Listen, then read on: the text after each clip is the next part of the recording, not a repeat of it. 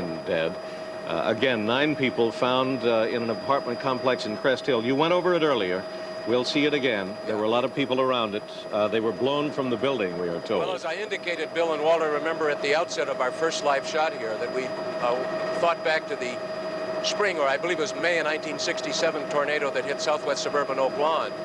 I think that left something like 32 people killed, but I don't believe the damage was quite that extensive, that widespread. Don't get me wrong, the damage there was considerable, and it was considerable back in 1976 in southwest suburban Lamont when a tornado roared into there in June of that year. People died in that. The damage was very heavy, but I don't believe it was quite as extensive, at least from this observer's viewpoint, as what we've seen here tonight. I would agree with that, John, and there hasn't been time yet for officials to coordinate enough to determine the actual figures on the deaths and even the destruction at this point, the number of homes and buildings, even though you can count some of them from the air.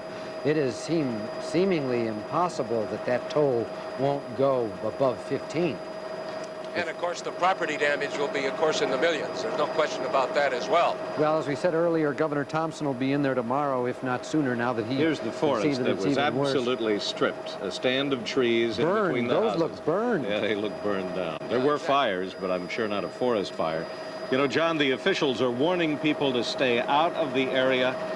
I think they feel they have it under control, but they need the room to work and dig, frankly, try to get the rubble there. Well, we're coming up on a road here, and you can see in a moment, you'll see a long stretch of automobiles that are there. Now, whether those are residents trying to get into the area or curiosity seekers, I don't know. Now, look at here, as we come up further, you're going to see a high-tension line, a power line that has been twisted literally like a pretzel. That'll be coming into your picture a moment from now. You should be coming up on Crest Hill in a moment, shouldn't you? Well, we have to cross, I think we have to cross the interstate, but now you may be able to see that power line that is down, as I indicated, was just twisted by the velocity of that funnel cloud when it roared through here at about 3:15 this afternoon. Look at that there.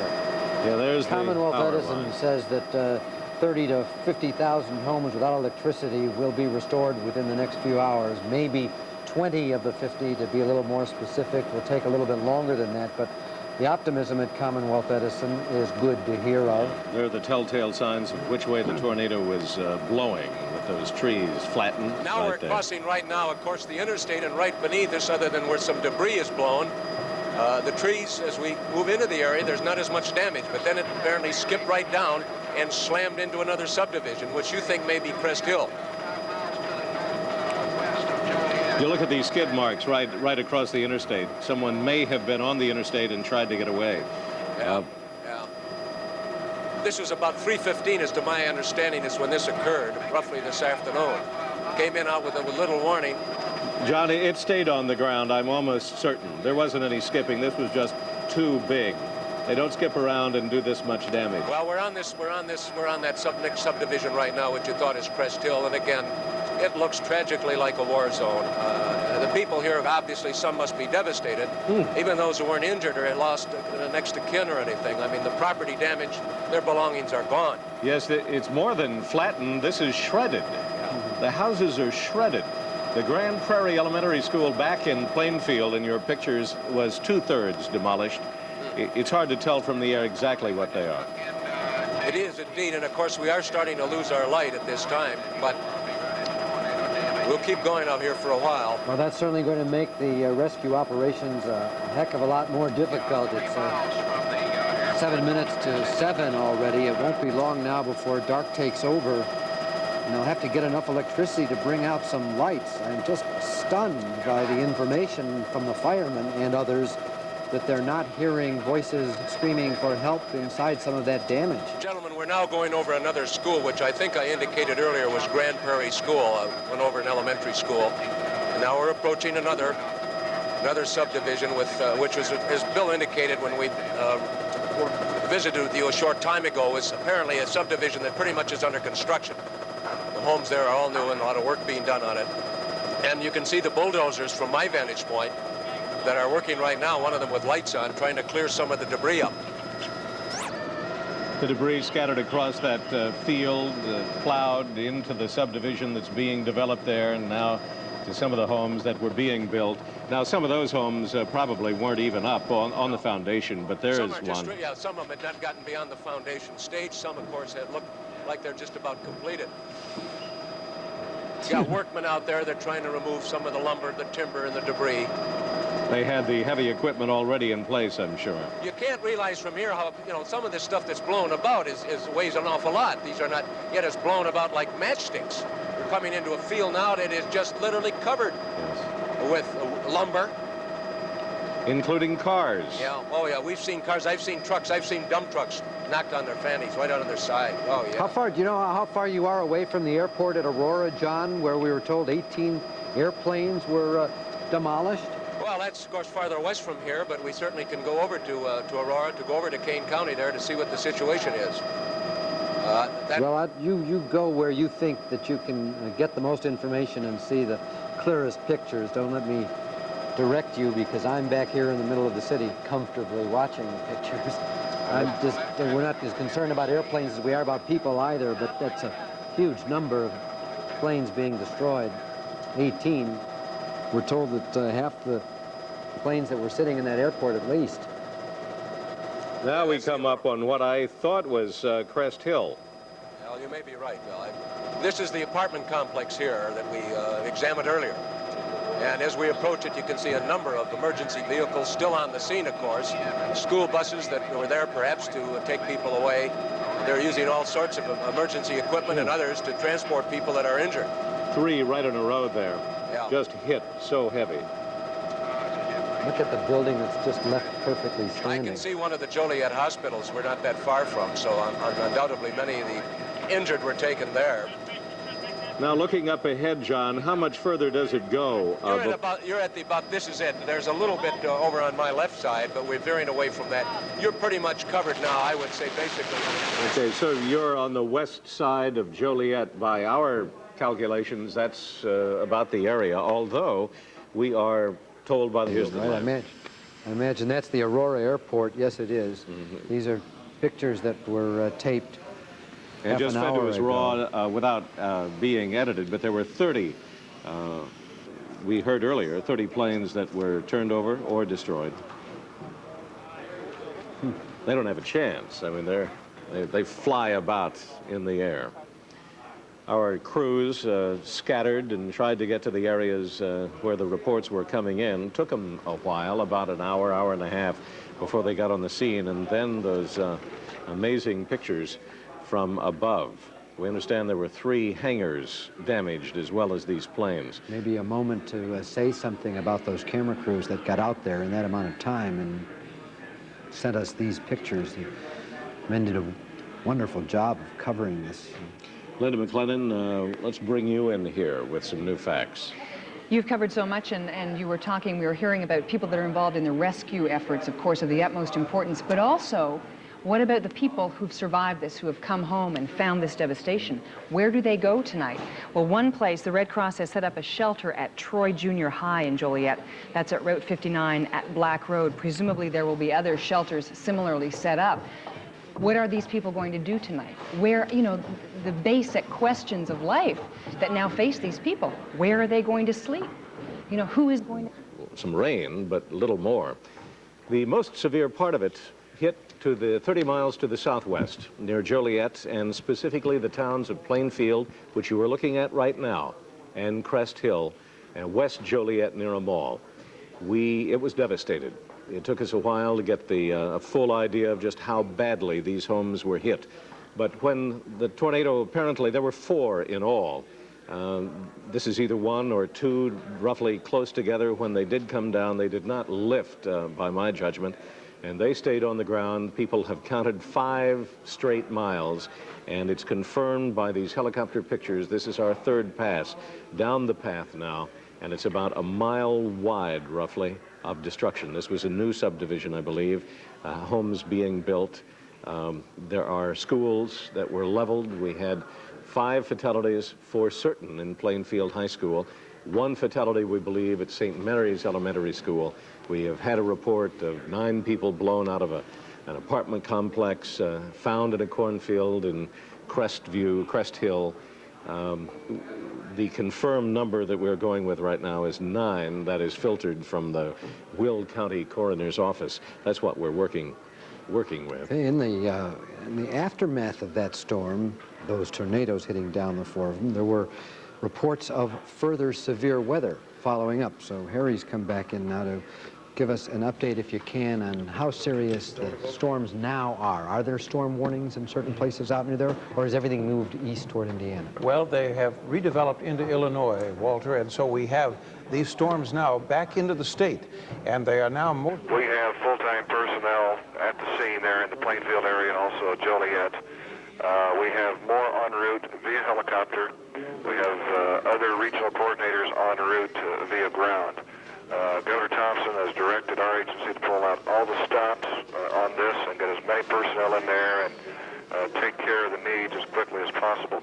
Other state agencies that are involved at this point include IEPA, Illinois Department of Transportation, Illinois Department of Public Health, Illinois State Police, and it's my understanding that the Red Cross is in and working now to set up emergency shelters and feeding locations if necessary. I do not yet have those locations.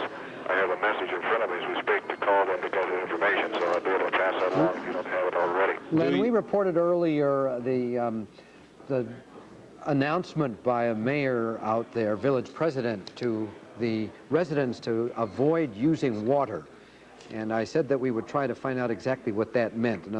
Does it mean, can you tell us now, boil it and it's okay to use? How far from that area is the water problem serious? What are the consequences, perhaps, if this is in your area of expertise, the consequences of using the water? Someone is terribly thirsty, is it okay to drink a little? What's going on water-wise? I have not heard. That would be a Department of Public Health call, but if the mayor has put that warning out, I would certainly adhere to it. I wouldn't even boil it at this point until we get some kind of a clarification.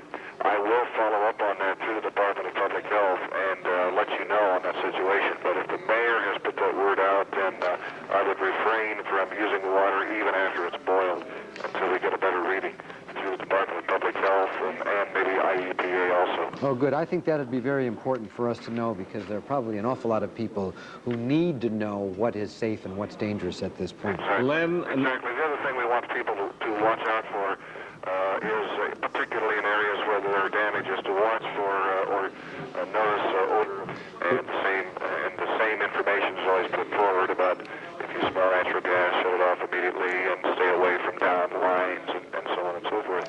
So it's common sense type things in all those situations, including this one. we are looking at some pictures that all the students have been accounted for. One of the important things was to make sure everybody is there. We thought they had done that, but 2 teachers and a maintenance man cannot be accounted for, Adele. That's basically what I was up here for, Bill, was to tell you that. And they are searching the wreckage right now. And they are making clear, this is a report from WBBM Radio, that they were making clear that they are searching. However, they are not assuming the worst at this point. They simply say they don't know where they are. Ironically, that just had been building up and mushrooming, more construction and house startings there than in other nearby communities. Listen, if there is anybody who is there and thinks that perhaps other people may be looking... It was an incredible sight to see. The hospital is very busy right now. We're across from Silver Cross Hospital. Ambulances have been shuttling people back and forth throughout the afternoon. Our reporters on the scene have reported the following. In Plainfield, which is just northwest of Joliet, the high school has pretty much been destroyed, especially the administration building. There will be no school there for at least the remainder of this week until they can find alternate classroom sites. One of our reporters has also counted more than 100 individual family homes that have been destroyed in Plainfield in the area surrounding the high school. In Crest Hill, which is a suburb of Joliet, just a little bit north, more than 35 homes have been destroyed. These are single-family homes, as well as a 42-unit apartment complex had the roof removed from it, and all of those people are without homes right now.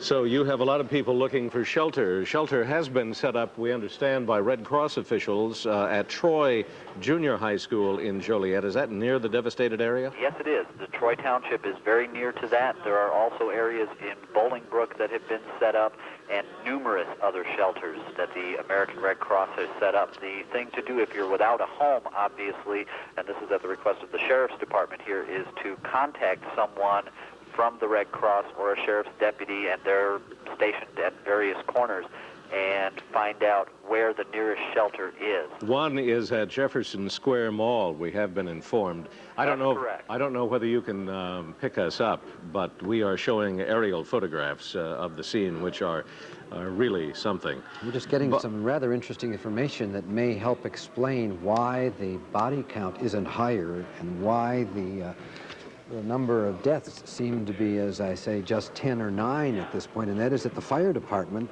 somehow in Joliet got wind of this, pardon the pun, and set off an alarm.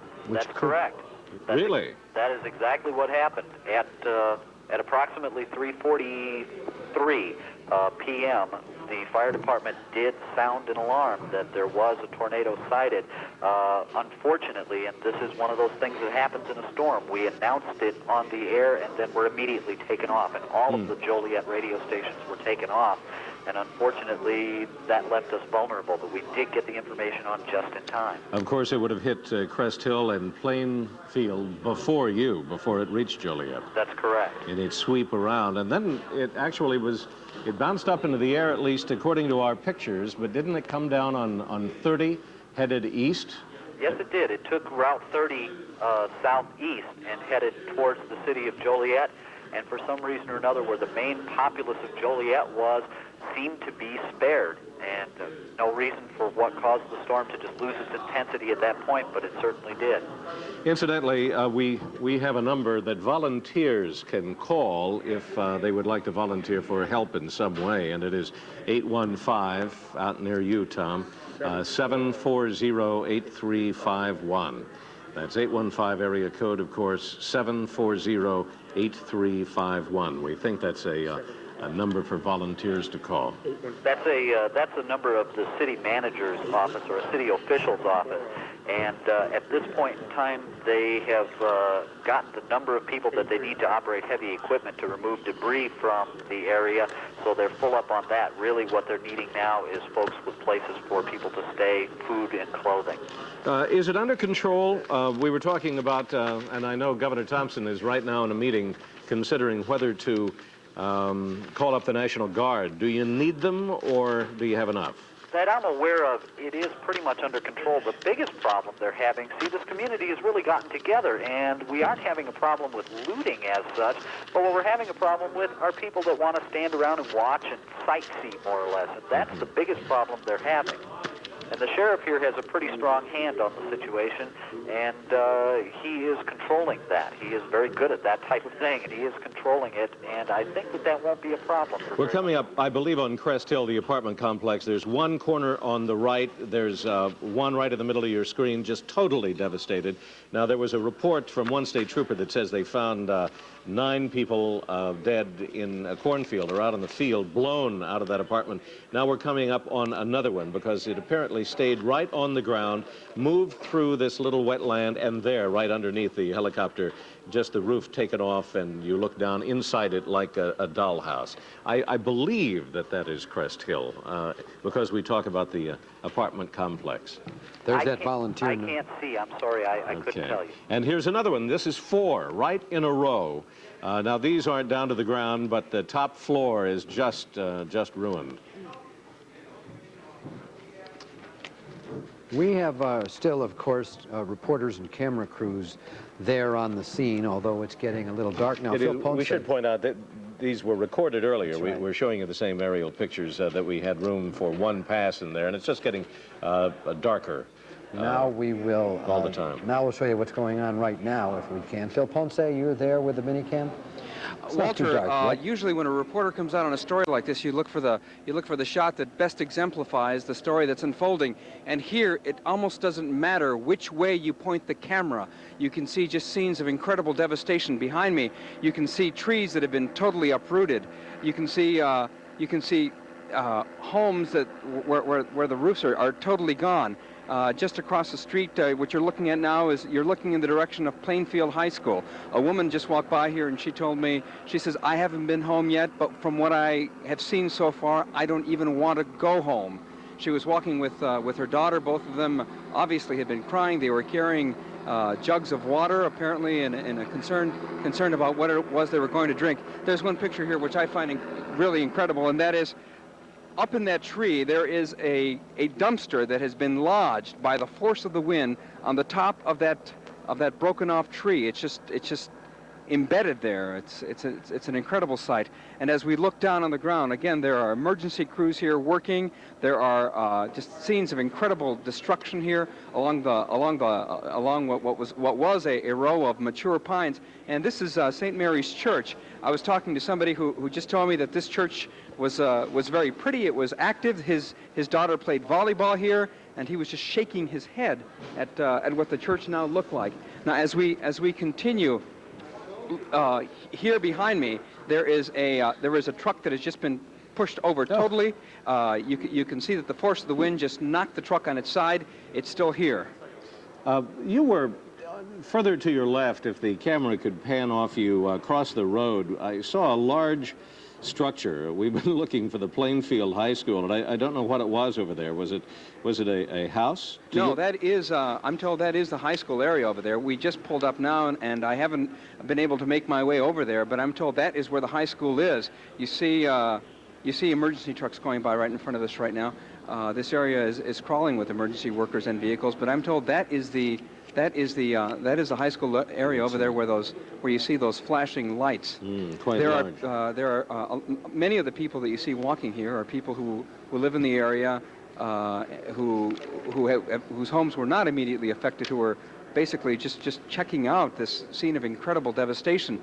But again, you will talk to people who, for example, I talked to this one man who said he had not been able to find his sister, that he'd gone to her house, that the roof was missing, and he's very concerned about his sister and her family who live there. So what you have here is people who are not only residents here, very concerned about what it is that has happened to their own homes, but friends, loved ones of people who live here who are concerned about those people. You know, that's a good point to make a point. I inadvertently, or I should not have given out a call for volunteers because suddenly the lines are jammed. So now we are being asked, don't give out the 815 number because it prevents some other people from calling in.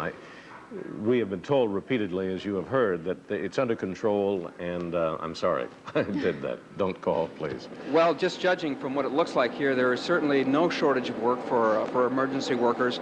You know, whether or not volunteers are needed, I don't know, but certainly this place is just going to take months and months to be cleaned up. It really is almost indescribable. It's one of those stories, again, where only the pictures can tell the story of what has happened here and what has happened to the people. You can tell. Okay, good. Bill, that figure of the injured brought here to St. Joseph's has been updated. I just talked with Judy Mack, a hospital spokesperson, and she tells me that there are now 130 people, and of course that number continues to climb. As I've just seen another ambulance pull in with 2 or 3 more people. Family cars, taxi cabs are also bringing in the injured.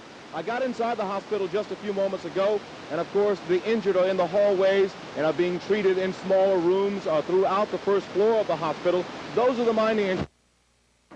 Well, we lost a picture there. We are right on the edge, on the fringe edge of our microwave transmission signal, and we have John back now. We're going to kind of fight the snow on the screen and the little static to let you continue. I'm sure they understand, Bill. Our viewers understand the technical problems that we have in doing a story like this. But inside the hospital, where of course I saw a few moments ago, some of the more minor injuries, cuts and bruises, minor trauma. And of course the family members are starting to come to the hospital. These are some family members here, probably have just been notified that their relatives have been injured and are here at the hospital. They are starting to come in. Helicopters have still ferried in 2 or 3 people here since we've been here. So the injured are still coming in. As Phil Ponce says, he has seen them leave the scene, and of course they are still coming here to St. Joseph Hospital. Behind us, we hear another ambulance coming in. So this is liable to keep up for some time, as you can imagine, as those crews continue to search the rubble and those damaged homes for more people and more victims of this devastating tornado. Also, I have seen a great team effort on the part of the various municipalities around here, the private and public ambulance services, the fire departments in a 25 or 30-mile radius around here. They've done a yeoman's job, and as you see behind me, a lot of the medical people are just simply out here in the receiving area near the emergency room, waiting for the next person or the next wave, if indeed a number of people come in with the next group of injured. And they have been out here for the last 3 or 4 hours, and they have been doing a great job. John, it looks as the hospital spokesperson. It looks like they've actually set up some emergency equipment, etc., outside there. They, of course, they have plasma, they have some minor medicines, but that is just to stabilize if indeed the person has not been stabilized and is very seriously hurt, that person before they get inside. That is just a makeshift setup, but it is very, very makeshift at this point. They try to get certainly the seriously injured inside as quickly as possible. But yeah, they're fully operational outside, I suppose, if they have to be. And of course, all the medical personnel at this hospital have been called back to duty, and they are here. And we have also been told, Walter and Bill, that hospital officials will house some of the relatives of the victim here at the hospital tonight. So if you're looking for those relatives, some of them may be here at the hospital as well. Live from St. Joseph Hospital, I'm John Davis. Back to you in the studio. Indeed. Thank you, John Davis.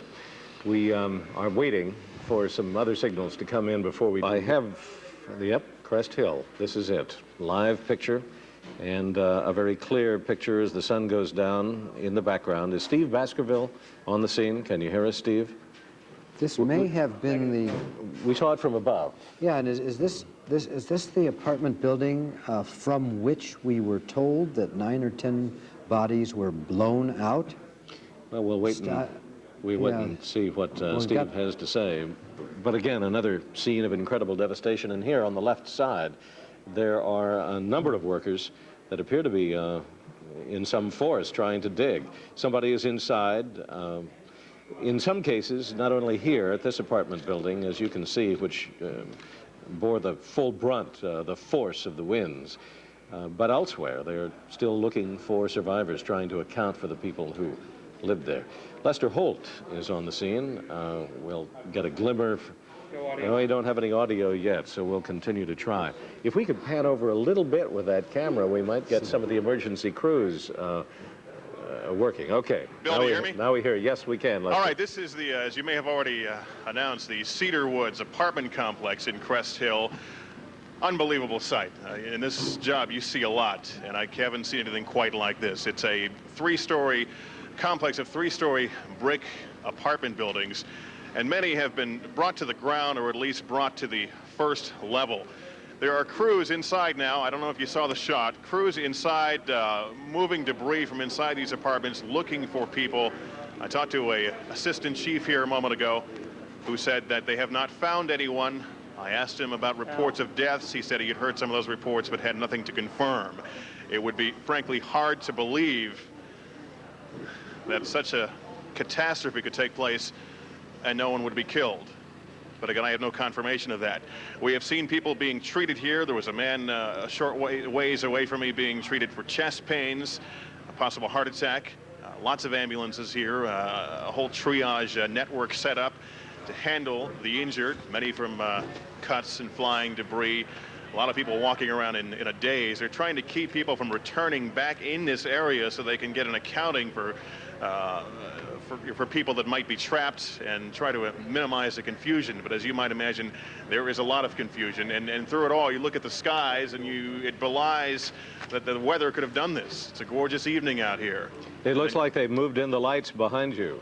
Yes, there's a fire department light truck with the huge lights. They're now bathing the most heavily damaged section Lester, here. there doesn't seem to be a great degree of panic searching at this particular moment. I hope that that means they figure that they've retrieved any people who are in there and hurt. Well, perhaps too early to say. We were looking at the building right next to us, and there were some men inside. They've gone out of our sight at this point. But, you know, you have to believe that searching something like this is going to be a monumental task. On the rear side of the building, I saw a crane in position, perhaps going to be lifting some other things. And off in the distance, I see a backhoe that's being carried around. They've moved school buses in, too, to take a lot of the residents away to one of the many shelters in the area.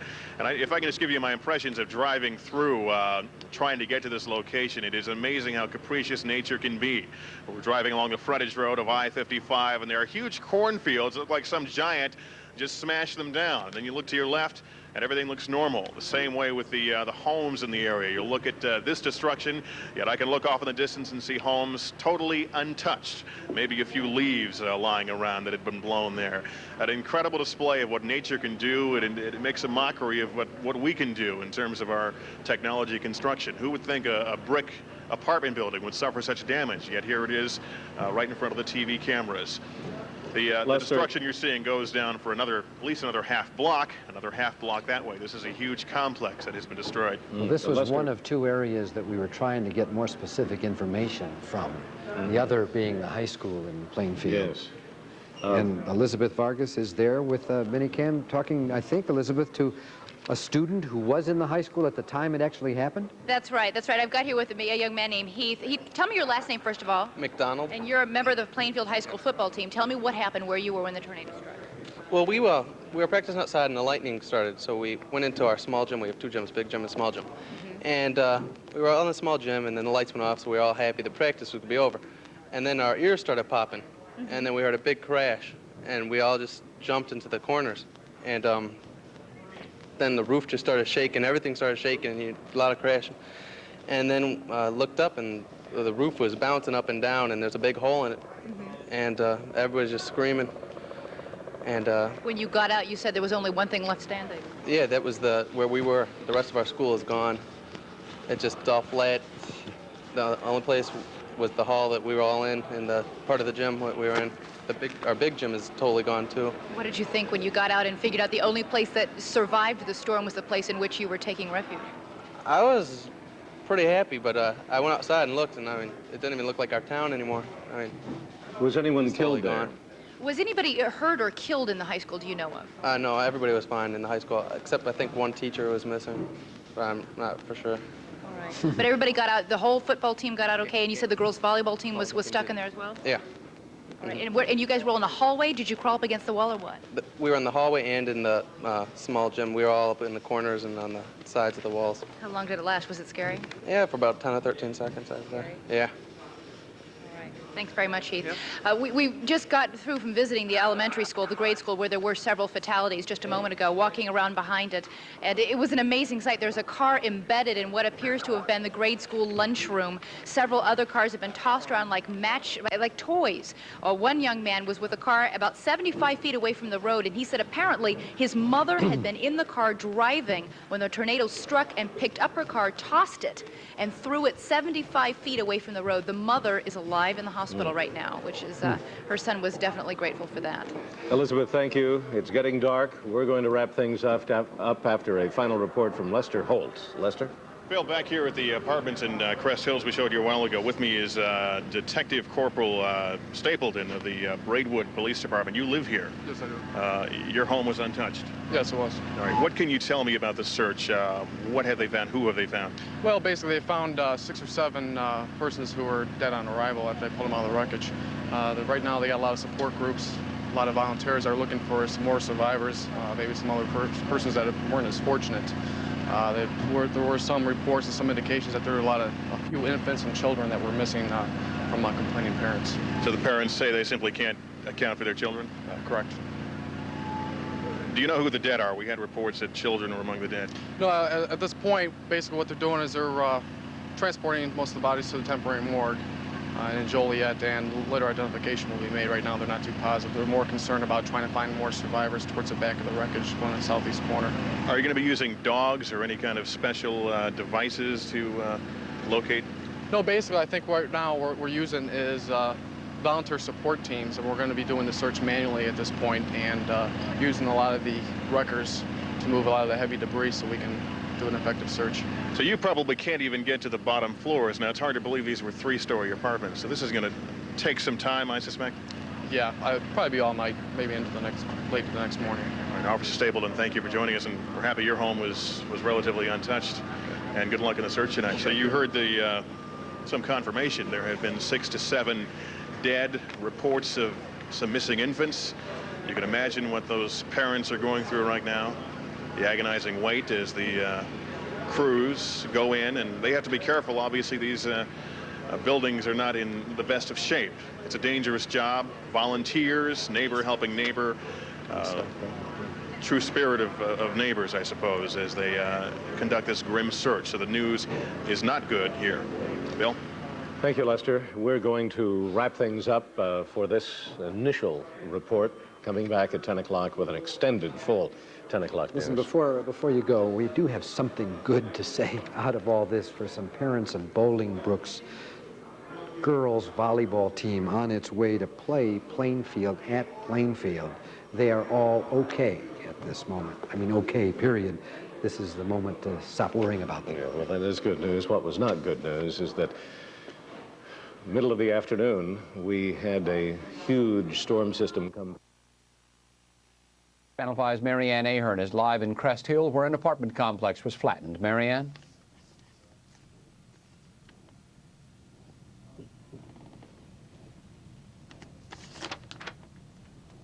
Well, we're having difficulty establishing contact with Marianne.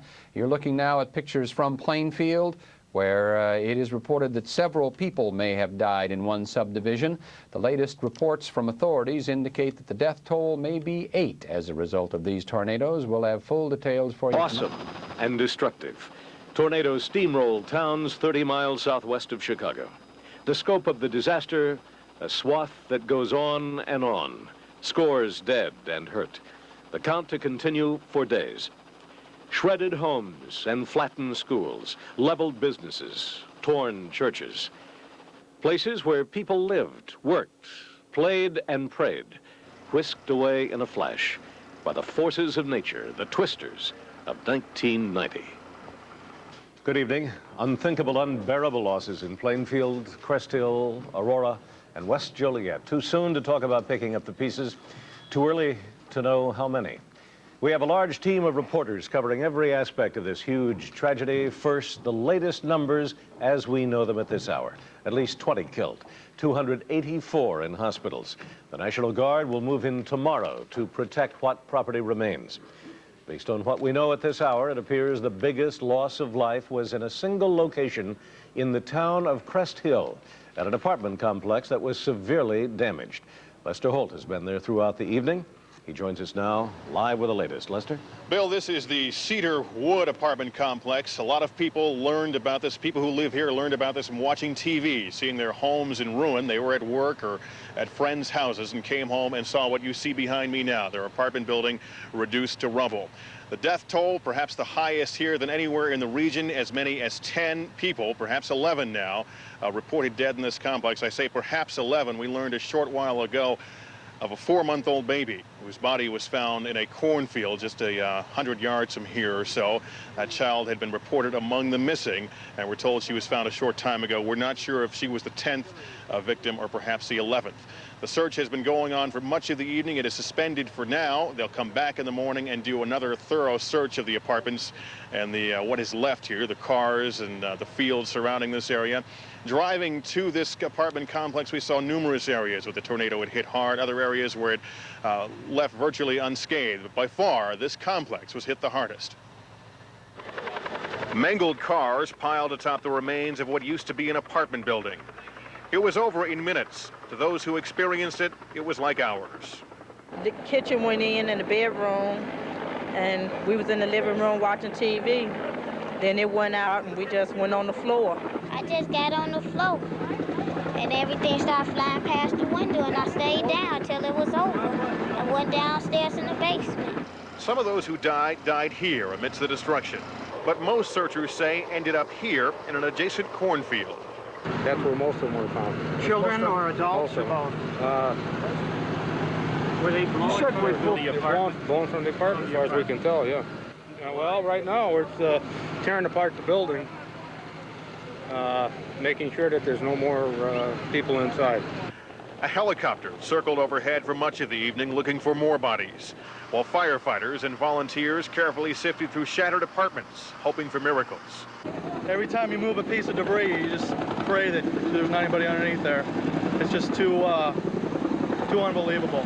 Miracles happen. A young child missing hours after the tornado is found, literally trapped between walls. She seems a little congested. I don't know. Maybe she's in shock, but no, she fell through the apartment 2417. She'll be okay. The tornado destroyed some parts of the complex, barely touched others, but everyone felt it. I was just sitting in the house, and then I heard it was like calm, and then I seen the sky getting all black, and then I heard just my windows start rattling, and I didn't even bother to look out. I seen them. We live right here, as a matter of fact. Yeah, I just heard a bunch of rattling, and I seen the sky, and so we just went in the closet. Helicopters were here for much of the evening, looking through the field, looking for more bodies. And as I said, firefighters, rescuers, volunteers have gone through each building twice. They'll come back in the morning and do one more search. Right now, they're satisfied. They've accounted for everyone who might have been in the building. But there are those reports of people who were visiting here or whose cars are here. So it's very difficult in a complex of this size to be sure that everyone is accounted for. So there'll be one more search tomorrow morning here in the rubble, also out in the cornfield itself. Obviously, there is no power here. The residents have all been evacuated by school buses that were brought here. They were taken to shelters. There have been some U.S. Marines here among the volunteers, not mobilized by any official action, but they live in the area, heard what happened, put on their fatigues and came down. The same with many National Guard troops who were here unofficially, but have joined in this massive rescue effort. We don't see many residents around right now. It appears all have moved to the shelter, and I guess tomorrow they'll come back and start picking up what they can. Again, some of the buildings, perhaps the biggest damage, a few broken windows, some not touched at all, and then you have others that are reduced to total rubble. That's a story from Crest Hill. I'm Lester Holt. Now back to the newsroom. Lester, we've had a couple reports of looting at other locations. Were there any reports there? No reports here. It would be very difficult to do it because this is a very confined area. You have the apartment building here, a cornfield there that folks can't walk through, and then firefighters and police up and down here. There were other areas we passed that might be more susceptible to it. It's such a localized situation we're in right now. The destruction is so widespread. We drove around all kinds of bends and roadblocks to get where we were. And you have better pictures, I'm sure, from the air of just how widespread the destruction was. Thank you, Lester. Another area that was very hard hit, the town of Plainfield, where the destruction is also very heavy. And that's where Channel 2's Elizabeth Vargas has been this evening. The force and the fury of this storm is stunning. The twister blasted through homes, spraying debris for hundreds of yards. Power lines are snarled like string. Trees are snapped like twigs. Victims say they had no warning. We do have a tornado siren here, and I was here right after it hit, and there was no sound whatsoever. Well, I didn't have TV or the radio on, so if there was a warning, I didn't hear it. Any sirens at all? No, no sirens, nothing. Our neighbor next door did say that all the warning was that there's a tornado watch, and that was all. Among the hardest hit, the St. Mary's Church and School. The steel parish steeple is twisted and dangling. A car is embedded in what appears to be the school lunchroom. Above the school stands the tornado siren, silent in the face of this storm. The children had just left class for the day, but the school principal was still inside and died when the tornado ripped through.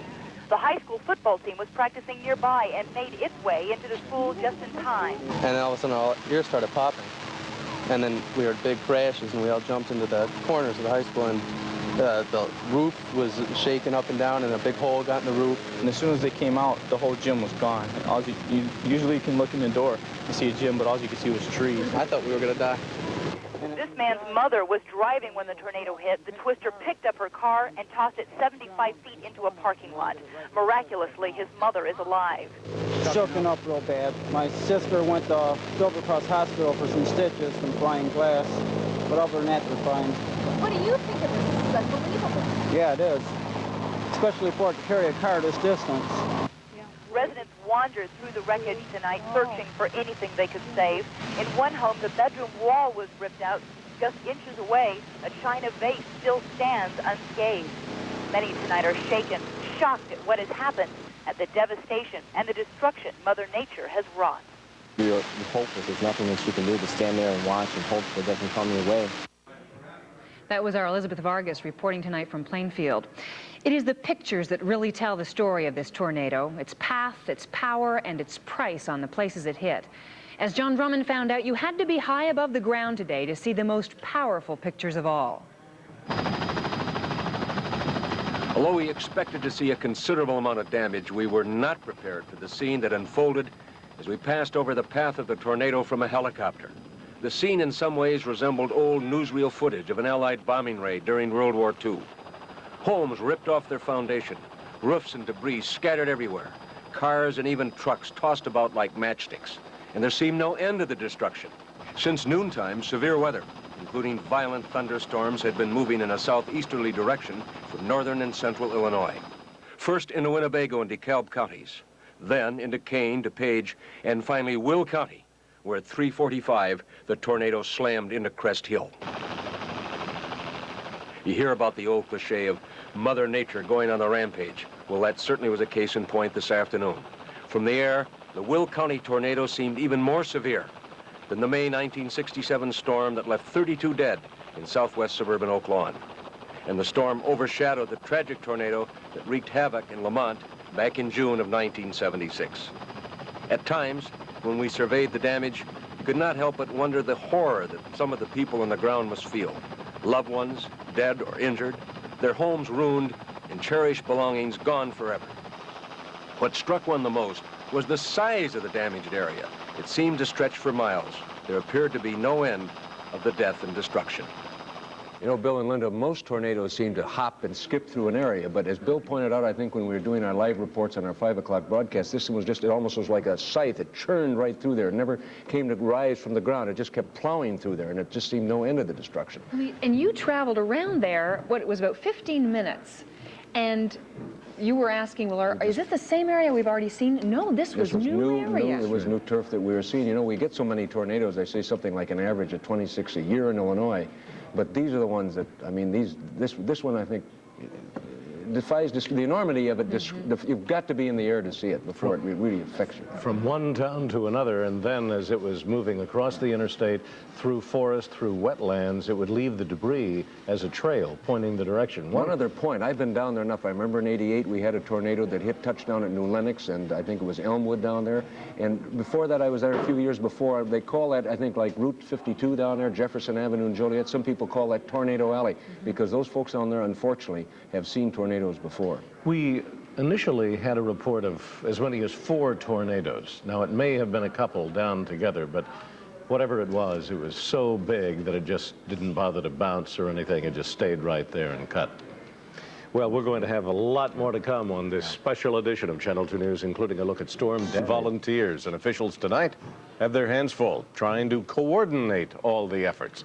It is not an easy task by any means, and our Phil Ponce has been at a command center that's been set up in Plainfield, and he can give us a live play-by-play. Phil? Actually, Bill, I'm just a short distance from that command center. Here you can see some of the board-up crews that are still working on buildings in Plainfield that are still standing. Now, this is a scene that's being repeated throughout Plainfield. It's almost like an armed camp, and as we look down the highway, you can see just some of the many emergency vehicles in the area. It's all part of the biggest emergency effort people here can ever remember. You hear anybody yelling? No. Tonight, this is the highest priority officials have set for emergency workers. The painstaking search from house to house to make sure no victim has been overlooked. And the school, we could just split up and do that before it gets dark. Workers carefully plotted exactly how they would proceed. Primary searches have been done. Now we're going through and starting to do secondary searches and make sure we didn't miss anybody. So that's what we're doing right now. Units from more than 30 communities are in and around Plainfield. It's a scene of mobilization involving an army of people and a fleet of emergency vehicles. The command center is crowded with emergency workers and volunteers. The toughest part of the job, getting out the orders. You've got so many different people coming to help. Communications are very difficult in a situation like this. Different radio frequencies, everybody with very good intentions and so forth tend to converge on the areas, which make communications that much more difficult. Out in the neighborhoods, residents looked over what was left of their homes. Others mourned people they had lost. These people were grieving near the scene where 2 nuns were killed. It's this kind of human suffering that motivates workers and volunteers. This is the worst situation we've had around here in a long time. We just felt I need to come help. I care, and I know I can do some help. The big problem right now is, of course, darkness, and emergency lights have been taken to the crucial areas like intersections and places where the search continues. No one really knows just how many people are involved in all of this, but I've seen ordinary citizens taking over duties, directing traffic to free regular officers to do other jobs. There are a lot of people working, and indeed, there is a lot of work that needs to be done. Reporting live in Plainfield, Phil Ponce, Channel 2 News. Phil, do you find that most of them have stopped digging for potential victims? No, as a matter of fact, not. We are told that at the Plainfield High School, where they had initially thought they had gotten everyone out, that there is a search for 4 people who were unaccounted for. Those 4 people, we were told earlier, included 3 teachers and a janitor. So no, people very definitely are still looking for any possible victims of what happened here today. And that's where the big lights are set up, and they can dig and can work. That's right. In fact, I heard earlier in the evening that there was a call for lights and there was a call for torches. So clearly, this is going to be an all-night effort. Thank you, Phil. Thanks, Phil. For many people, of course, whose homes were destroyed or beaten around or broken up by the tornadoes today, they have no place to stay, and so as a result, shelters have been set up in nearby areas, and hundreds of people have reported to those shelters for a place to stay, at least for tonight, if not longer. And our Dorothy Tucker is standing by live in Plainfield with that part of the story. Dorothy? Linda, the Red Cross and Will County officials have set up more than a dozen shelters in this area. There's one just about 3 miles away from where we are now going live. The shelters, they're located at schools, churches, and homes. They're in Plainfield, Shorewood, Joliet, and other nearby communities. And literally, as you said, hundreds of people have turned out to volunteer. They've donated food, clothing, toothbrushes, soap. And the Red Cross has set up cots at some of those schools and churches for those people to sleep in tonight. They say they are prepared to handle hundreds of tornado victims. They have clothing, toothbrushes, whatever else the tornado victims may need. At this hour, people are just beginning to show up at the shelters, and officials want people to know that the shelters are here and available for them. They say that if you need some place to sleep tonight, or you know someone who does, you can call 815-723-3494. That is 815-723-3494. There are, as I said, a number of shelters available for people, just waiting for them to show up. Linda? Thank you, Dorothy. Harry Volkman will join us with a look ahead at our forecast, and we'll have more of our expanded coverage of the deadly tornadoes in Will County coming up after a break. Yeah, we've got to make Hospital in Joliet. John Davis has been there throughout the evening and earlier filed this report. Tornado victims began flooding into St. Joseph Hospital about a half hour after the twister hit. All available medical personnel were pressed into service under the hospital's emergency disaster plan. Several of the injured were brought in by friends in private cars. Most of the injured suffered cuts and bruises from flying glass and other debris, including 12-year-old Melissa Eads of Joliet. She required 100 stitches. What happened to your knee here? I got like a big hole in it. Yeah. Glass, like, yeah. St. Joseph reported at least one fatality, a 4-year-old girl who died from severe chest and stomach injuries when struck by heavy pieces of wood. Throughout the evening, anxious relatives flocked to the hospital to check on injured loved ones. But Willie Herod searched the hospital in vain, unable to find his granddaughter, whom he had dropped off at a Crest Hill apartment moments before it was destroyed by the tornado. It's expected to be pretty deep because normally I would have been running 10 minutes later, and I'd have come here and picked her up first. And we would all been here, but I was 5 minutes early and I dropped her off right at the time it hit. We have had patients with fractures, patients who were buried under debris. But at this point, we've had also about 45 patients who are discharge status. Hospital officials here in Joliet say of the 157 victims they treated at St. Joseph, only 25 were admitted. John Davis, Channel 2 News, Joliet. And on top of all this, about 30,000 Commonwealth Edison customers were without power tonight on the south side of Chicago, including Michael Reese Hospital. A ComEd spokesman says an unknown section of cable failed around 7:45 tonight, but the crews were able to restore power by 8:35 by rerouting power around the cable. The power outage was between Lake Michigan and Ashland and 22nd and 35th Streets. ComEd officials say the outage had nothing to do with their efforts to reroute power because of today's tornadoes. One of the ironies today was not very long after this powerful storm front moved through, it turned back into a beautiful summer day. Search crews are focusing on the Plainfield High School, working feverishly to break through the rubble that once was that high school gymnasium. Already tonight, they pulled the body of one teacher out. They also, just a few moments ago, pulled the body out of a janitor, the school janitor they found in the doorway of one of the gymnasiums. Now, joining me now is the person in charge of this search, Commander Carrie Sheridan. Commander, tell me, first of all, what are you doing? How are you trying to break into the school? We now have a crane and cutting torches. We're cutting the building, the cross members, and pulling the roof out. We recovered one body in the hallway, and we feel possibly there may be another one in there. Now, you also, is there any chance that those people are alive at this point? I would doubt it very much, but hopefully, we can only hope. You just a moment ago brought dogs in. Somebody told me, are you hoping to find some sort of a clue that way? Yes, we're trying everything we can try right now. But we're going to have to pull the whole roof off the building. If we don't find them in the hallway, we're going to have to take the roof off the gymnasium. Now, this is an enormous school. You have no idea where in the school these people were? I beg your pardon? You have no idea where in the school the two victims were when the tornado hit? We do not. The initial victim we came over on, they told us what room he was supposed to be in, and we found him nearby that room, but not in the room. Do you feel like these people had any chance to get out? None whatsoever. All right. Thank you very much, Commander Carrie Sheridan. Rescuers will be out here through the night trying to find that. We have some tape just a few moments ago that we shot of the rescuers bringing out one of the victims from this school. As the commander just said, they didn't have a chance at all to get out. It hit so suddenly, and the tornado siren never went out to alert these people. Fortunately, all the high school football players and the high school volleyball players were in a hallway, had taken refuge from the field and run in, and it's about the only part of the school that is still standing. They are all without injury at this point. The students have gone home to help their families try and recover from this terrible storm. We heard from them earlier, didn't we? And they actually walked away saying, well, no one was hurt there. They didn't see any problem. But of course, it was the people who were unaccounted for. That's correct, and they're pretty sure those people are inside. Their cars are still here parked in the parking lot. Their families have not heard from them, and so they will continue the search tonight until they find them. Elizabeth, I had heard an earlier report that, in fact, school there actually didn't begin officially until tomorrow.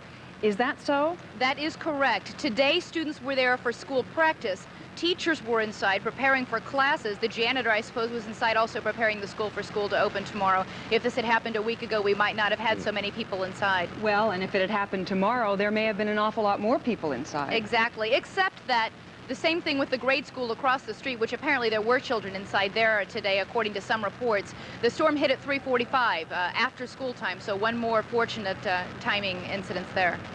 Are there any others unaccounted for at this hour?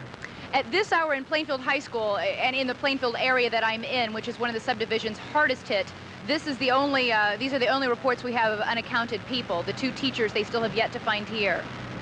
Thank you, Elizabeth. Our coverage continues in just a moment. Northern half of the state.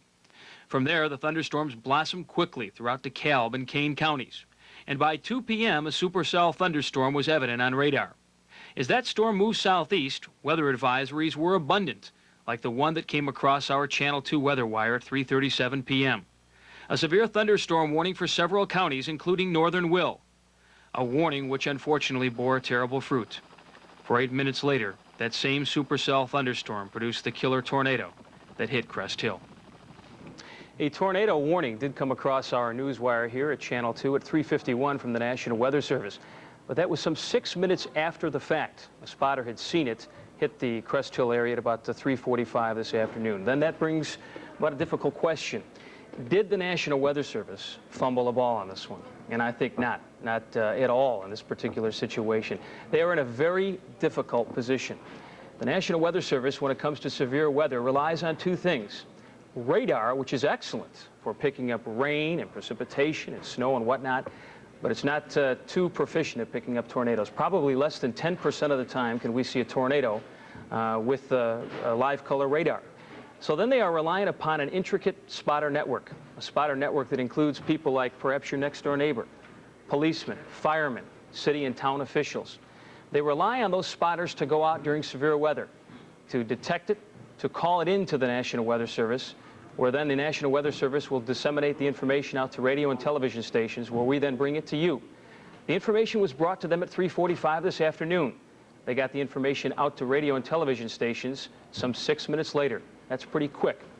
But the bottom line is here that typically when tornadoes are spotted by a spotter network, they're usually in more rural areas. There is time for people to react and time for people to take cover. In this situation, the tornado that hit was almost instantaneously a killer. There, the National Weather Service's hands are tied. It's unfortunate, but that's what happened today. I would agree. I was watching it. I'm not in the weather business myself, but it was enough information was there so that I came in. I was over with you gentlemen by the weather wires. I was able to put two and two together to say, look, we have the potential here. Let's just watch it closely. And if you'll notice the track comes from north, and our first reports were actually from around in Winnebago County, around Rockford, and then it swung down. And while we were still watching the red and the yellow coloring on the radar, then it developed and hit very fast, like 3 or 4 tornadoes just dropped down and then took it. One of the residents we heard from, I think, from Plainfield earlier tonight said, well, we heard about a tornado warning or a tornado watch, and I think we hear about those often enough that after a while, they don't always materialize, and it's like crying wolf in a sense, and you don't expect them actually to happen. Today, we saw what did happen. Only takes one, though, to make you a believer. Thank you, Mike. Okay. Needless to say, it has been a long evening for many families, and Channel 2's Steve Baskerville reports on how friends and neighbors have banded together to come to their help. And Steve Baskerville joins us now live. Steve? Linda, you're looking over my shoulder at some of that same complex here at Crest Hill Lakes, and it's awful quiet now over in this building, which was 24/17. Even if you look closer, you can see part of the bunk bed still there, and even some clothes that are still hanging up on hangers on what used to be the 3rd floor of this apartment building.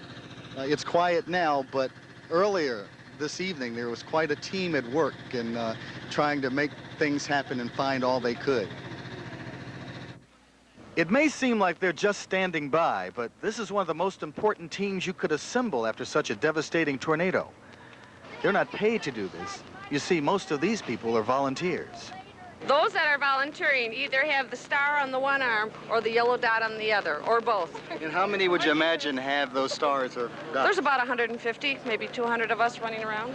It's not just those with a medical expertise whose help can be needed at a time like this, but others in a very different line of work whose help is also crucial in moments like these. We asked if we could help, and we headed equipment this way. You know, I know this is something that could have happened to anybody. Catches everybody by surprise, so I just wanted to help out as much as I could. Volunteers and professionals together to do what they can. Some are old enough, and some seem quite young. And I got EMS training and all that, so we just said, hey, why not? Just come over and help, see whatever we can do. And we've just been here since about, what, about 4 o'clock, just running for the doctors and nurses and just running back and forth. And if you ask anybody here at Crest Hill tonight, they'll tell you that they're here to stay as long as they feel they're needed. Steve? Some of those folks in uniform were the 33rd Brigade from Chicago, and others from National Guard, others from the Navy and Marines, and a lot of folks here in uniform and not, trying to be of help and trying to do the best they can in this situation. I've got Lester over here who has a guest with him. I don't know who it is, but I'll hand the mic over to you. All right, Steve, thank you. I'm with Chuck Edelman. Steve, can I borrow that walkie-talkie there? I need to be able to hear what's going on back in the studio. With me is Chuck Edelman, who is the county executive here in Will County. You were telling me the death toll now 23, is that correct? 23 confirmed at this point. Okay. What is your assessment? You've been to most of the major spots. What's your assessment of the size of this tornado and the damage? Well, the length of this tornado was 7 miles long. In some areas, it was 300 to 700 feet wide. And I'm 56 years old, and I've seen a lot of things in my life, but this is really the most devastating thing I've ever seen. I just cannot comprehend it. From what you have seen, do you anticipate the death toll rising? I can't see how it wouldn't. We got cranes and equipment right now trying to lift the roof off the high school in Plainfield. where we know there were people in there. We don't know if any of them got out or not. You know there were people inside the school in Plainfield? There was a football practice, and there was a lot of people assembling to go home at that time. Okay, we had been told that everyone was accounted for. You have heard otherwise? We don't know for sure if that is true. All right. This, where we are now here in Crest Hill, the site of the apartment building, the apartment complex that was virtually destroyed. You have updated death toll figures from here as well, correct? Yes, there's 9 confirmed from this area right here. No, okay, we had 10 earlier, but it's 23 overall? Yes, there is, 23. We were discussing earlier, this is the 25th anniversary of another tornado in this area. I think in 1965, I think it was yesterday, it's the 25th anniversary. That was in Lockport. Yeah, it hit Lockport very hard and hit some areas in Plainfield. All right, Steve just did the story on the incredible volunteer effort, and it is incredible. I've seen patches from virtually every police and fire department for miles and miles around. Your assessment of that? I'm overwhelmed. I've never seen so much cooperation. I mean, the togetherness and the cooperation from the fire departments, police departments, the volunteers, the emergency equipment. I just can't believe the people that come with wreckers and cranes and just volunteering to help. They want to help. All right, before I let you get away, let me see if Bill or Linda have a question. Then let me first pre-warn you that he does not have earpiece. I'll have to pass along the questions. Bill? Well, just an observation. While you folks are there in Crest Hill, we do have a live camera in Plainfield, and they have pulled 2 bodies out inside. 2 of the people that they thought that had been unaccounted for, and they're continuing to search. So you're absolutely right. There were people there. They knew. But, you know, I can't figure out the 23. If we have 9 there at the apartment complex, where do the others? And where are the numbers rising? All right, Bill raises a question that they have found, first of all, 2 people in Plainfield. You have 9 here. Where does the 23 come from? Well, there was a school, Catholic school, that was demolished, and there was a nun that was killed in there. And I don't know, there was a couple, like a grocery store that was devastated and leveled to the ground. So they come from different areas in Plainfield. Okay. The search here has been called off for the night. Is that pretty much a story everywhere? They'll resume in the morning? Right. I talked to the governor about 7 o'clock, and he's going to proclaim this area a disaster area, and he's given us the National Guard for security. We really feel that the security is very important, and the looting is tremendous. I mean, you have a lot of looting. We had 3 arrests in Plainfield already. They are in the county jail, and we're begging people to stay out of the area. We need all the room that we can to get the emergency vehicles in and stuff like that. But I think as far as trying to clean up or anything, we won't do anything until tomorrow morning. So there will be National Guard troops in this county tomorrow? The governor has committed to us anything that we need. All right, and I should point out, if you see me scratching a lot, we are all doing that. This place is also infested with mosquitoes, if that doesn't add to our woes. The rain and the humidity brings them out. All right. Mr. Edelman, thank you for joining us. We appreciate the update. Best of luck to you and your folks. Thank you. That's the latest update we have, Bill, from Crest Hill. Thank you, Lester. Just looking over our facts here, 3 people were found at St. Mary's Immaculate Church and School. They included the principal, Sister Mary Keenan. 2 bodies came from Stone Container Corporation. That's the building on U.S. Route 30.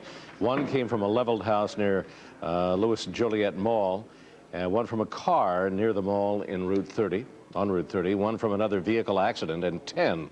At least they are counting 10 from the Cedarwood apartment complex there in Crest Hill. And that gentleman, among other people, suggested that the death toll may in fact rise before this is all over. We will have more of our coverage of the deadly tornadoes when we return. Flexed its muscles miles away in Aurora. Burley Hines has the story of the first moments of this killer storm.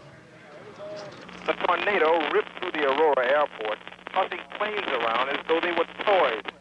Planes were flipped upside down, smashed as hangars collapsed around them. The airport was probably the first victim of the tornado. Although no one was injured, owners and airport officials could only look in dismay. Not too good, I'll tell you, not too good at all. Meanwhile, at Copley Hospital, more than 24 people were injured, none with life-threatening injuries. But one Oswego resident got the scare of her life when she returned home from work to find an ambulance outside. Her 13-year-old was injured when a wall collapsed. Thought my kids were going to be dead, but they're okay, and I'm real glad. I think we received approximately 30 victims altogether since 4:30. Most of the victims, some of the initial victims were injured somewhat severely, and the stuff we've received more recently has been more minor injuries. For the most part, Aurora escaped serious widespread damage. There were no fatalities here. The property damage, though, will probably be in the millions, especially at the airport. Now comes the hard job of cleaning up the mess. In Aurora, Burley Hines, Channel 2 News. At one point, Aurora had 22,000 families without electricity. We'll have an update coming up from ComEd. Following a disaster like this one, insurance can help make a difference in how quickly people rebuild their homes and, to some extent, rebuild their lives. An insurance specialist we spoke to tonight offers these reminders about insurance coverage for those people whose homes have been destroyed by the tornadoes. If you have a homeowner's policy or a renter's policy and your home is now uninhabitable, you can claim emergency expenses such as motel rooms, meals, and emergency clothing up to certain limits, but you will need to save receipts. Insurance companies can issue cash advances immediately, tonight, tomorrow, and in some cases up to the full value of the policy even before the paperwork is completed. Obviously, it's important to report your losses to your insurance agent as soon as possible. It is a mammoth task, but you should begin an inventory of what was lost as soon as possible, a written inventory or, even better, a photo inventory. Get back to your property and, if necessary, and if possible, secure it to prevent further damage by boarding up windows, for example. If you're underinsured or uninsured, you may be able to claim at least part of your loss against your federal income tax. We're going to continue our tornado coverage. We'll update the developments today in the Middle East, and there was a deadly plane crash of a C-5A in Germany. We'll have that when we come back. Torn apart. Right after the tornado, people didn't know who had lived or who died. While hitting the streets to see how badly the town was hit, they greeted each other with tears of relief, tears of shock, and maybe tears that won't be dried until tomorrow. At least 2 more people, as I say, may be trapped in Plainfield High School. Crews are working through the night by generator light, and I'm sure Channel 5 News will be out here through the evening watching them. Warner and Ron. Thanks, Ray. Coming home from work or coming outside to see what the storm was all about, they were flown from this driveway to the cornfields just across the way. 6 to 8 of the apartment buildings are a total loss. The roofs were pulled off, entire apartments torn apart. There are unconfirmed reports of at least 10 dead. 2 of them are children. Residents pulled out what they could, their belongings, clothes, TVs, stereos, afraid that others may steal, and officials warn onlookers to stay away tonight. Take a look and see what's happening. We can't say enough and stress enough to people, stay home, stay away from the area. There have been 3 arrests in Plainfield. There's going to be more arrests. Anybody that gets caught looting, we're going to prosecute to the fullest of the law. This is a very much of a travesty, and we don't want people taking advantage of the situation. Extra police are scattered throughout the area, and as one official told me, he expects to find... Passed virtually untouched. The physical damage is in the millions of dollars easily. The cost tonight in human lives and misery is still incalculable.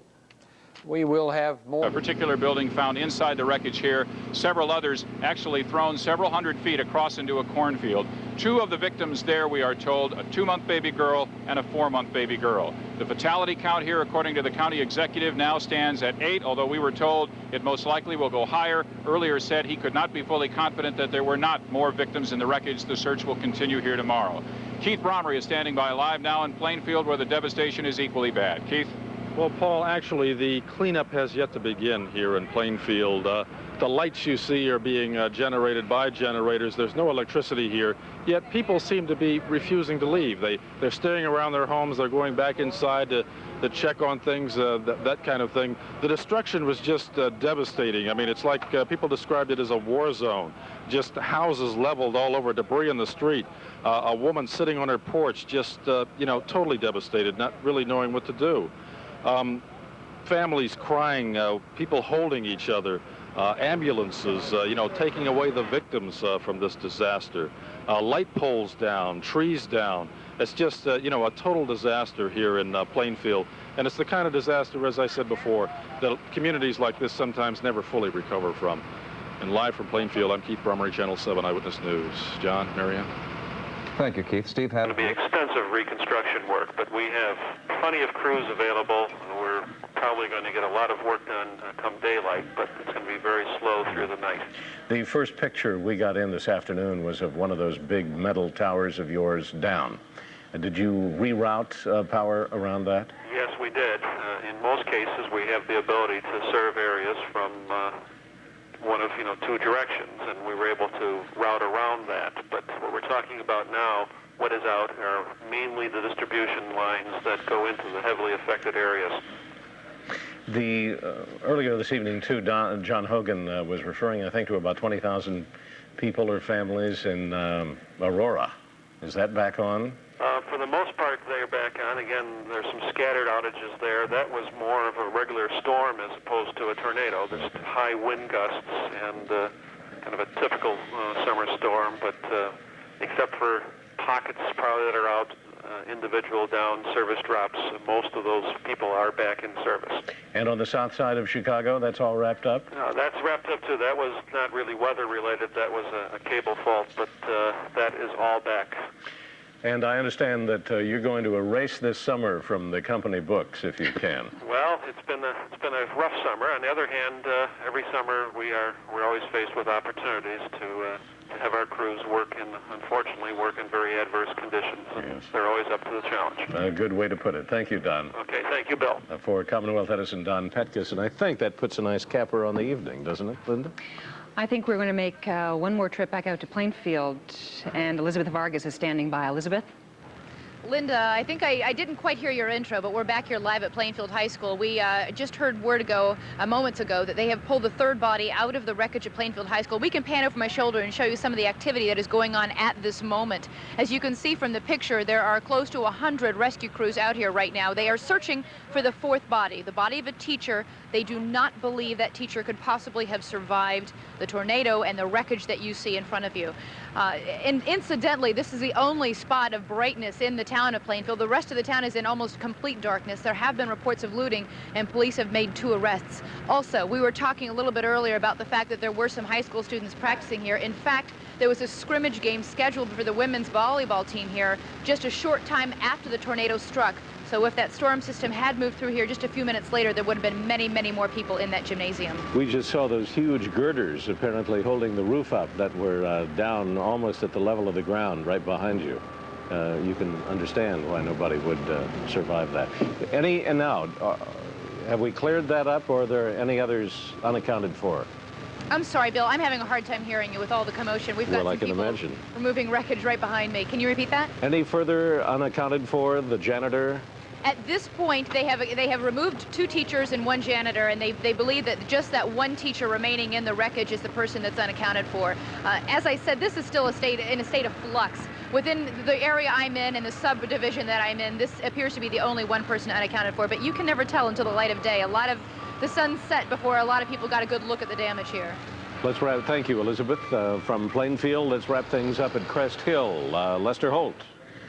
Bill, I'm back at the apartment complex here in Crest Hill that received the most damage in this storm, and the last official report we had is that 9 people have lost their lives in this complex. You look at this kind of destruction and you would assume that the bodies were found inside, but frankly most of them were found in the cornfield, literally blown from their homes.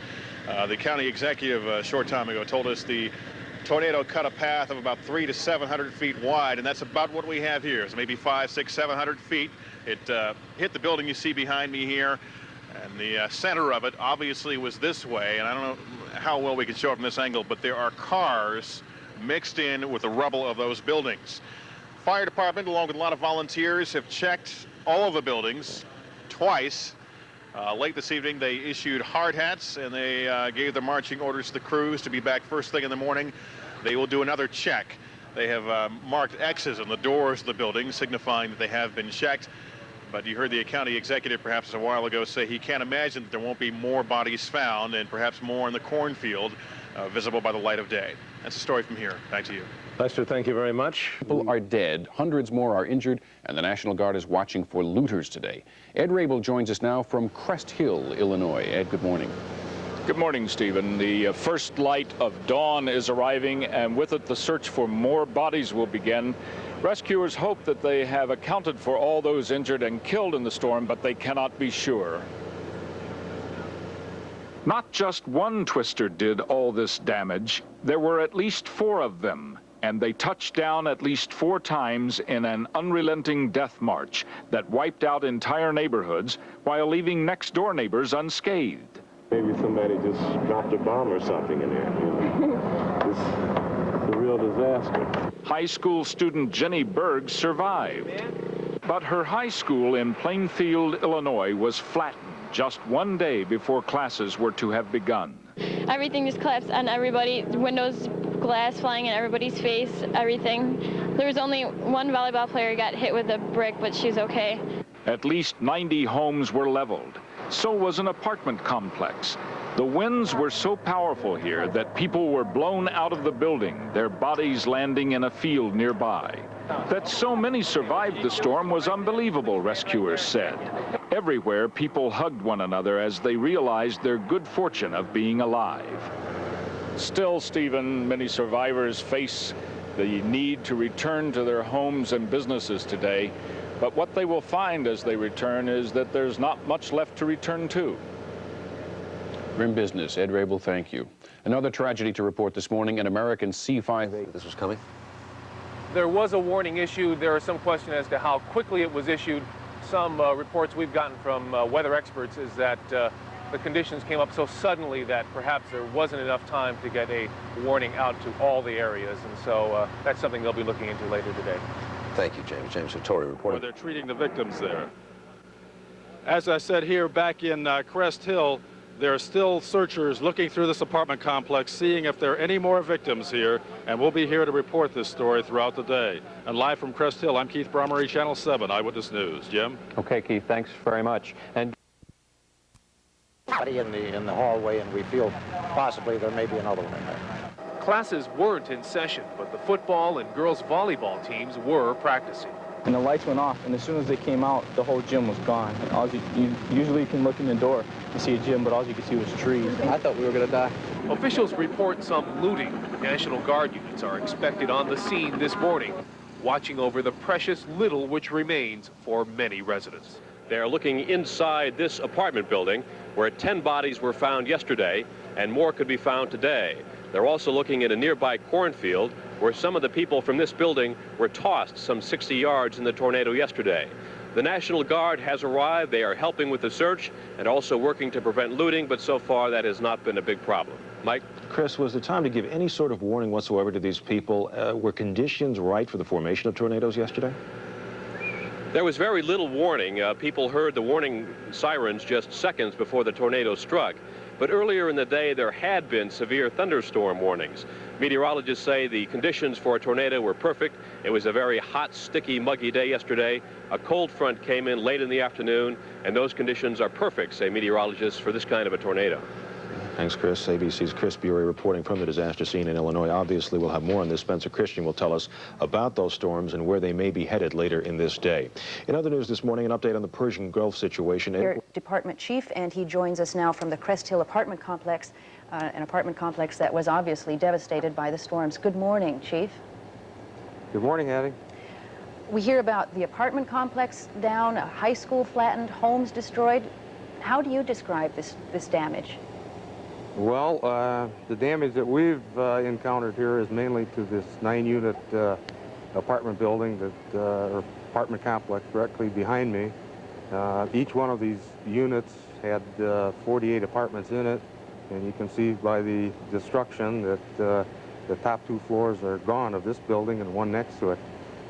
We found 7 fatalities in a cornfield across the road here, and we found that there was 2 fatalities in a car in a road about a half a block away. We have only a few seconds here. I'm wondering, it sounds like people were so caught unaware. Was there enough of a tornado warning? To my knowledge, there was no warning whatsoever. Chief Lockport, thank you for coming in and joining us this morning. Thank you. It is time now to look at Are here. Governor Thompson has signed an emergency disaster declaration. He did that just minutes ago, and he expects President Bush and the Federal Emergency Agency to respond, he said, within about probably a day and a half. And again, there is a meeting tonight at Indian Trails High School for people who need information about insurance, about how to go about applying for emergency services and emergency financial aid. That'll be held at 7 o'clock tonight. The governor said that's the proper time and place to answer all the questions. Again, the devastation, until you see it, you simply cannot fathom the extent of the devastation here in this area. A 20-mile, 700-yard swath in some places. Warner? Thank you, Dick. We are now joined live by one of the lucky survivors of yesterday's disaster. Roland Smith is superintendent of the Plainfield schools, and he joins us now from Plainfield. Thank you very much for being with us. It is difficult for any of us to fathom what it looks like out there unless we have seen it for ourselves. What is your reaction right now after seeing all of this and your feelings? Well, complete devastation is something that it provides many thoughts. In this case, we are very sorry for the victims, and we're also very grateful that it didn't happen today, because had it happened today, all our students would have been in session, and the effect on lives would have been much greater. Dr. Smith, take us back to that hour when it happened. Where were you, and what are your recollections? Well, I was seated in a room in this building that's immediately behind me. And that pile of rubble back there? That's correct. And we were meeting with some teachers and architects to make plans for a new elementary school when all of a sudden it came up without any warning, and we ran for cover in a back room, and some of the staff dove under the tables.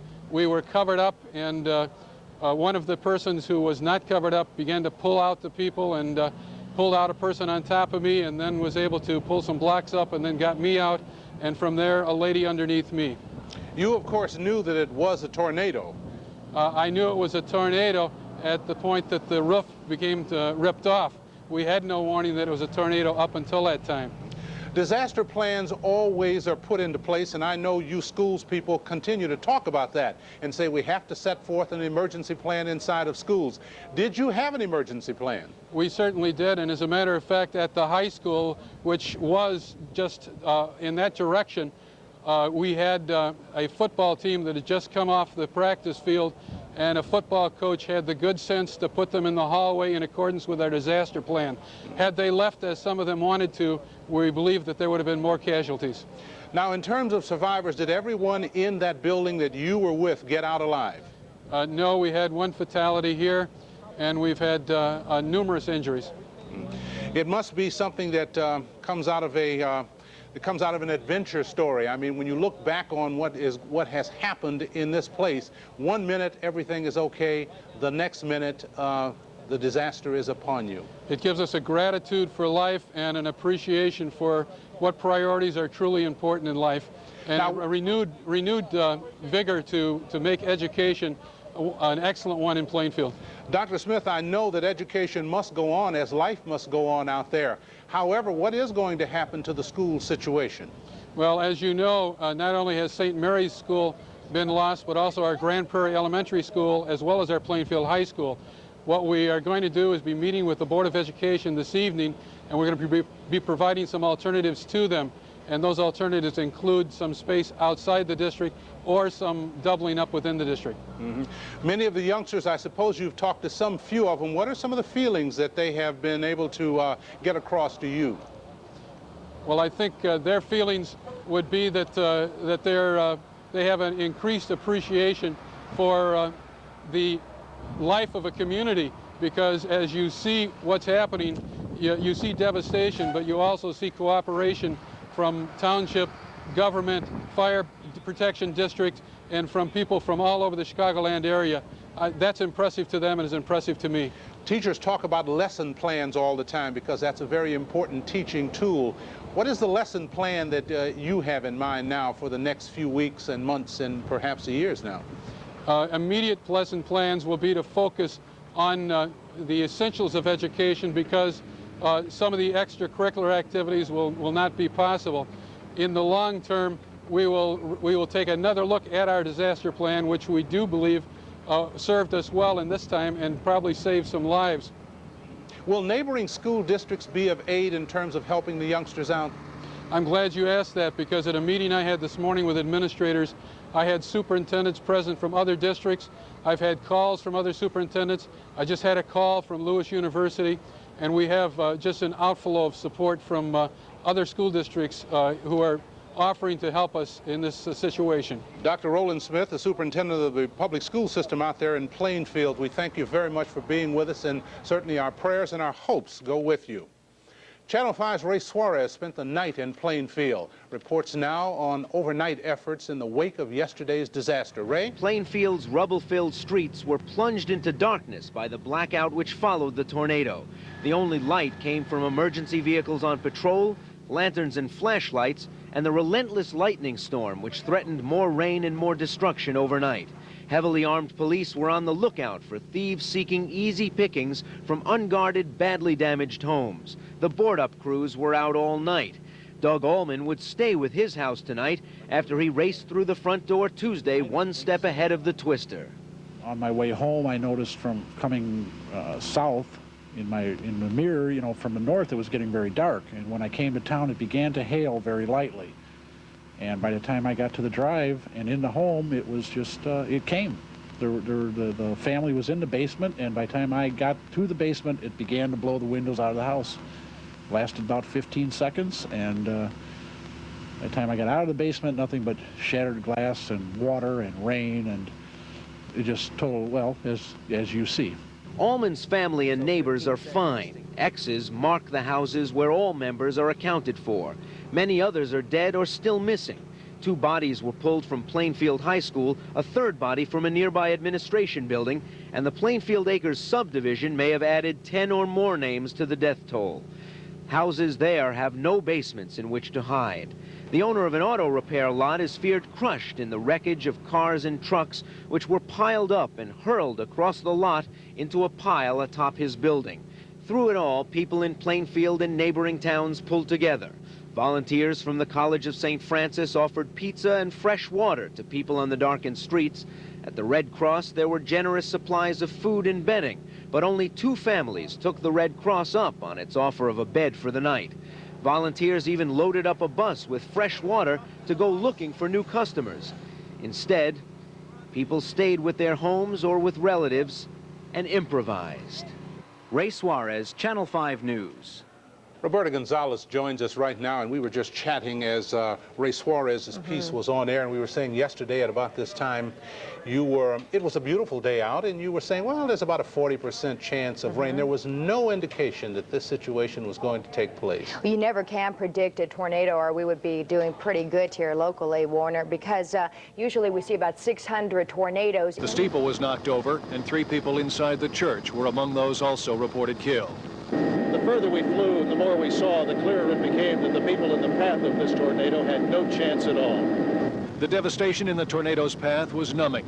Houses turned into kindling. Dozens of houses simply flattened, nothing left of them. Others remained standing, but had obviously sustained substantial damage. And there was debris scattered over a wide area beyond the 300-yard wide path of the storm's destruction. Big semis were overturned. One semi burned, its flatbed trailer tossed into a cornfield 100 yards away. 3 high-tension power transmission towers were knocked over completely. A 4th was badly damaged. That knocked out electric service to thousands of customers. And it was not over yet. The tornado left Plainfield and took aim 8 miles to the southeast at Crest Hill, a suburb north of Joliet. Dozens more homes were destroyed or heavily damaged there.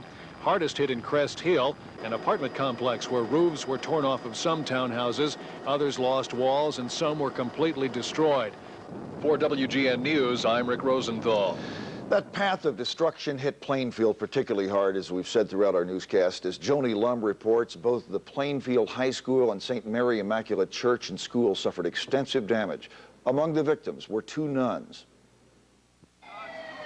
The small community immediately began working together, treading through the wake of what they call the worst tornado to hit Plainfield. Anxious survivors questioned strangers trying to locate their children and other relatives. There was a little girl taken to the hospital, and 2 other women, but I don't know their names or anything like that. Yeah, I got 2 other boys down here right now. I'm trying to find the other one. I know. You know what? I know. I don't know what to tell you. I don't think there'll be a lot back in. You are having trouble locating your family? Pardon me? You're having trouble locating your family?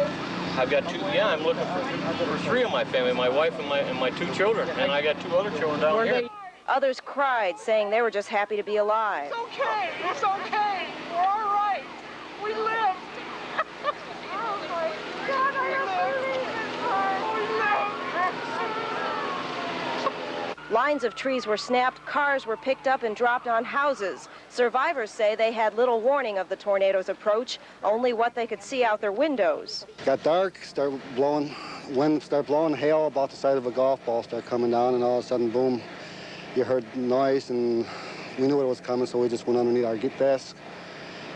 And after it was over, everything's on top of us. We just got out, checked next door to us, and we started seeing if everyone else was all right, and there was cars all over, buildings torn down completely. A quarter-mile away, the St. Mary's Grammar School was leveled. One survivor was the first to enter the church nearby. There was some people trapped inside the church, as well as this Catholic school behind it. We took some bricks and stuff off of some people and found some things we shouldn't have or didn't want to. Yeah, some severely injured people and a couple of fatalities. It was just black, and you could feel it. You couldn't see it. You could feel it. The ground was shaking. Terrible. The loudest thing you've ever heard. The rectory next to the church also was damaged. The priest who lived there is also a volunteer firefighter, now finding himself working through a crisis in his backyard. Just across the street from the Flatton High School, the houses are still standing, but barely. And survivors say inside, their belongings were literally sucked out. You can get in there, but they told us not to because we don't know how much structural damage is to the house. Like my car sitting on my living room, that's my basement under there. And I don't want to go down there. I've got a lot of tools and stuff down there, and I know there's some water in there. So I don't know how much damage is down there at all yet. But we were down in the basement. We came out that hole in the door right there that's laying at an angle. That's my stairways going down to the basement. And we had to crawl out through all that debris and stuff to get out that hole, get out of the basement. News of the devastation quickly brought out the best in Sumerians from across the entire Chicago area. As soon as the debris had settled, volunteers with charitable hearts and helping hands began arriving in the ravaged areas. Jim Williams has that positive aspect of the tragedy. They went right to work, volunteers who immediately came to the aid of those who are suffering.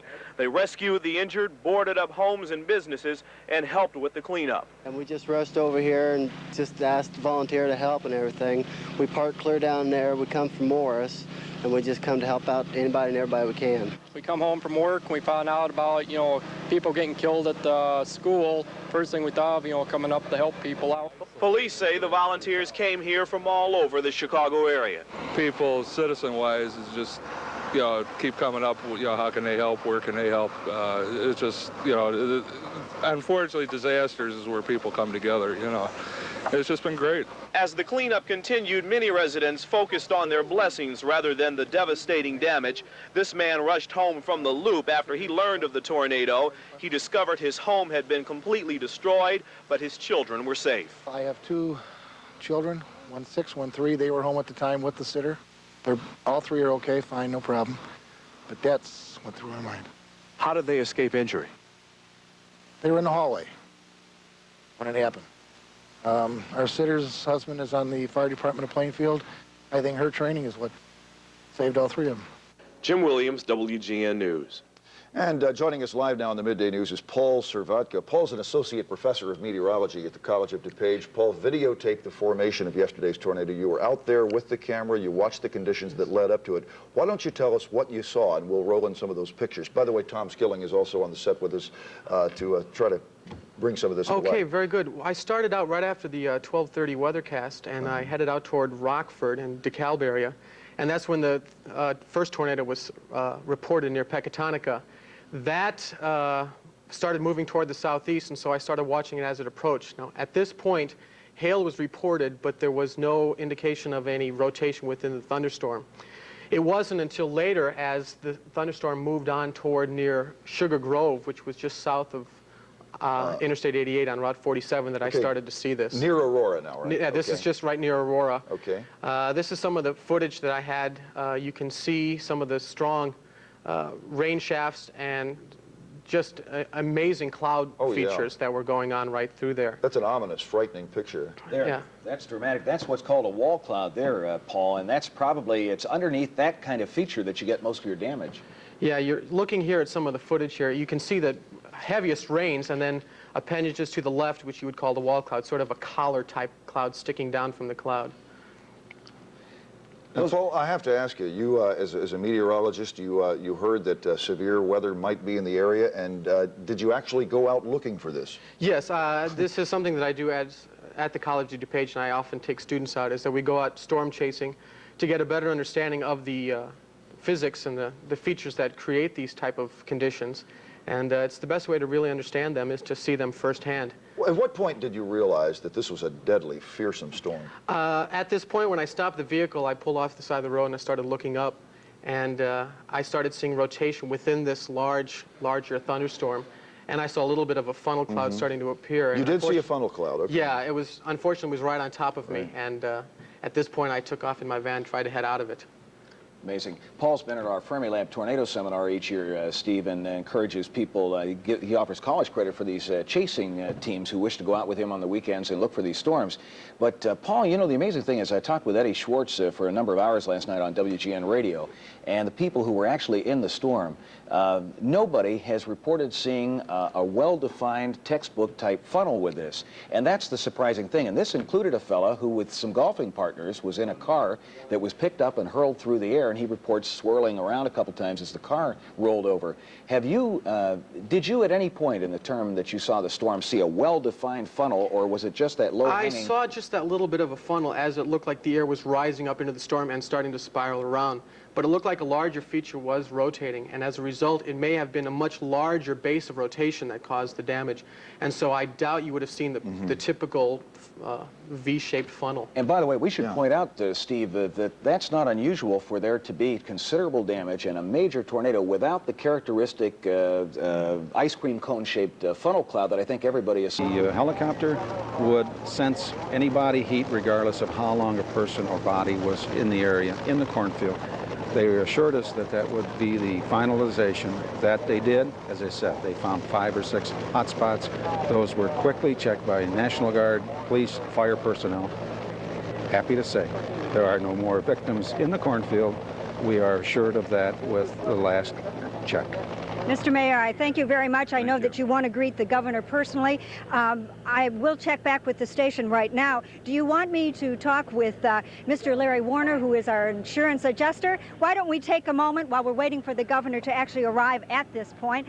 Larry, can you describe what you have seen so far and how you would compare it with other disaster areas you have been in? Well, we had originally looked at this from television pictures, and it looked terrible, but getting out here, it's much worse than we've seen. We've got a complex here of 9 buildings. Of the 9 buildings, 4 of them, as you can see, are just totally gone. We've got 3 buildings that are partially damaged and 2 that got very little damage. It's like they were just in a rainstorm. The building owners, the building management here is trying to take the 3 buildings that were partially damaged, and we're starting work right now to try to get them in the shape to receive these poor people who are homeless out there.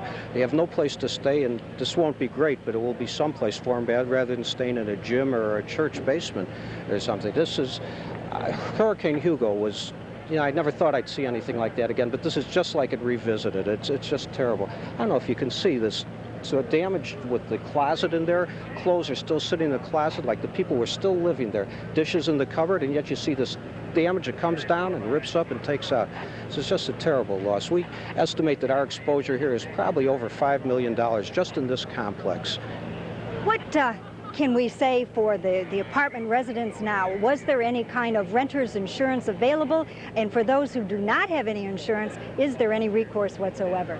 Well, if they had renter's insurance, and it certainly was available here, I've talked to several people who had it. If they had renter's insurance, their rental insurance will cover them for additional living expense, for staying in a hotel, for having meals in restaurants, but they've got to save their receipts. It'll also cover them for their clothing, but even like the people here, if they had insurance, they've got to come out and start taking pictures of their clothing and inventory, and it's going to be very difficult because they've got to prove actually what they lost or give the insurance company a good feeling that they're talking about the same thing. As far as the people who didn't have insurance, the only thing you can hold out to them is that there is a provision in the code, the Internal Revenue Service code, which allows them to take off a catastrophe loss, I believe over $1,000, but that's not going to do much good for them. All right, Mr. Larry Warner, we really appreciate you talking with us today. Warner, as you can see, it's going to be a long time before these folks are able to recoup and set their lives straight once again. Back to you in the studio. Thank you very much. Of course, the only happiness that I think that we can draw out of this whole thing is that more people have not lost their lives in this disaster. For those of you who are looking, and we repeat again, for more information or wanting to volunteer your services, here are some of the... He had a son and a daughter in Plainfield High School when the tornado hit. In his words, the coach is a hero, because Representative Petka said the football coach saw the tornado coming, knew there was something wrong, got all the football players inside, 110 of them, got them inside, then realized it was going to be worse than what it appeared to be at first, and told them to keep their helmets on and to stand up straight against the west wall. And the west wall at Plainfield High School is the only thing that was left. Can you get Representative Petka? Representative Petka, you were telling me the story. You had a son and a daughter in Plainfield High School. What happened?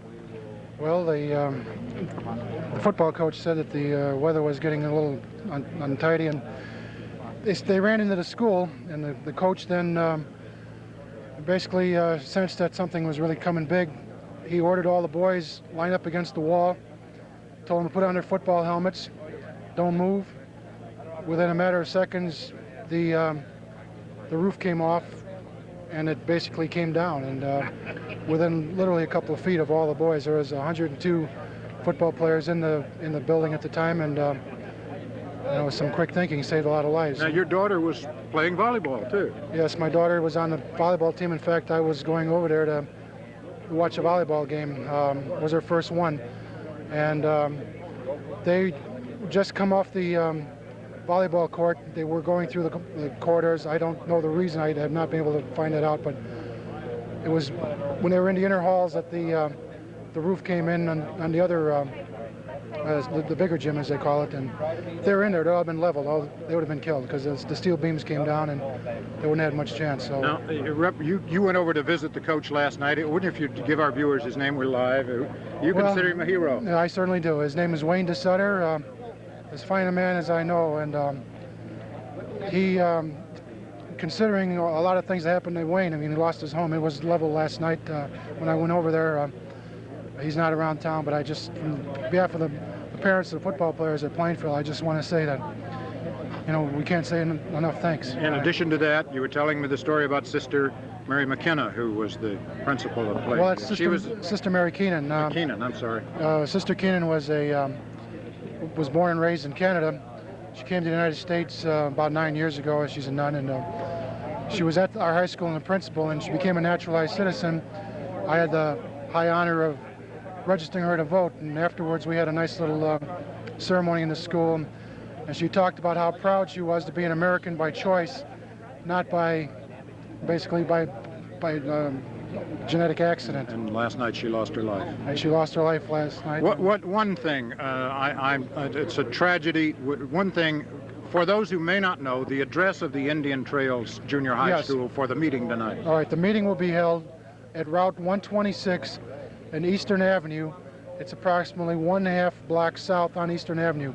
It has adequate parking facilities, and 126 is located approximately about a quarter of a mile north of the intersection of Lockport and 59, which is the heart of Plainfield, and it's approximately 5 blocks to the east.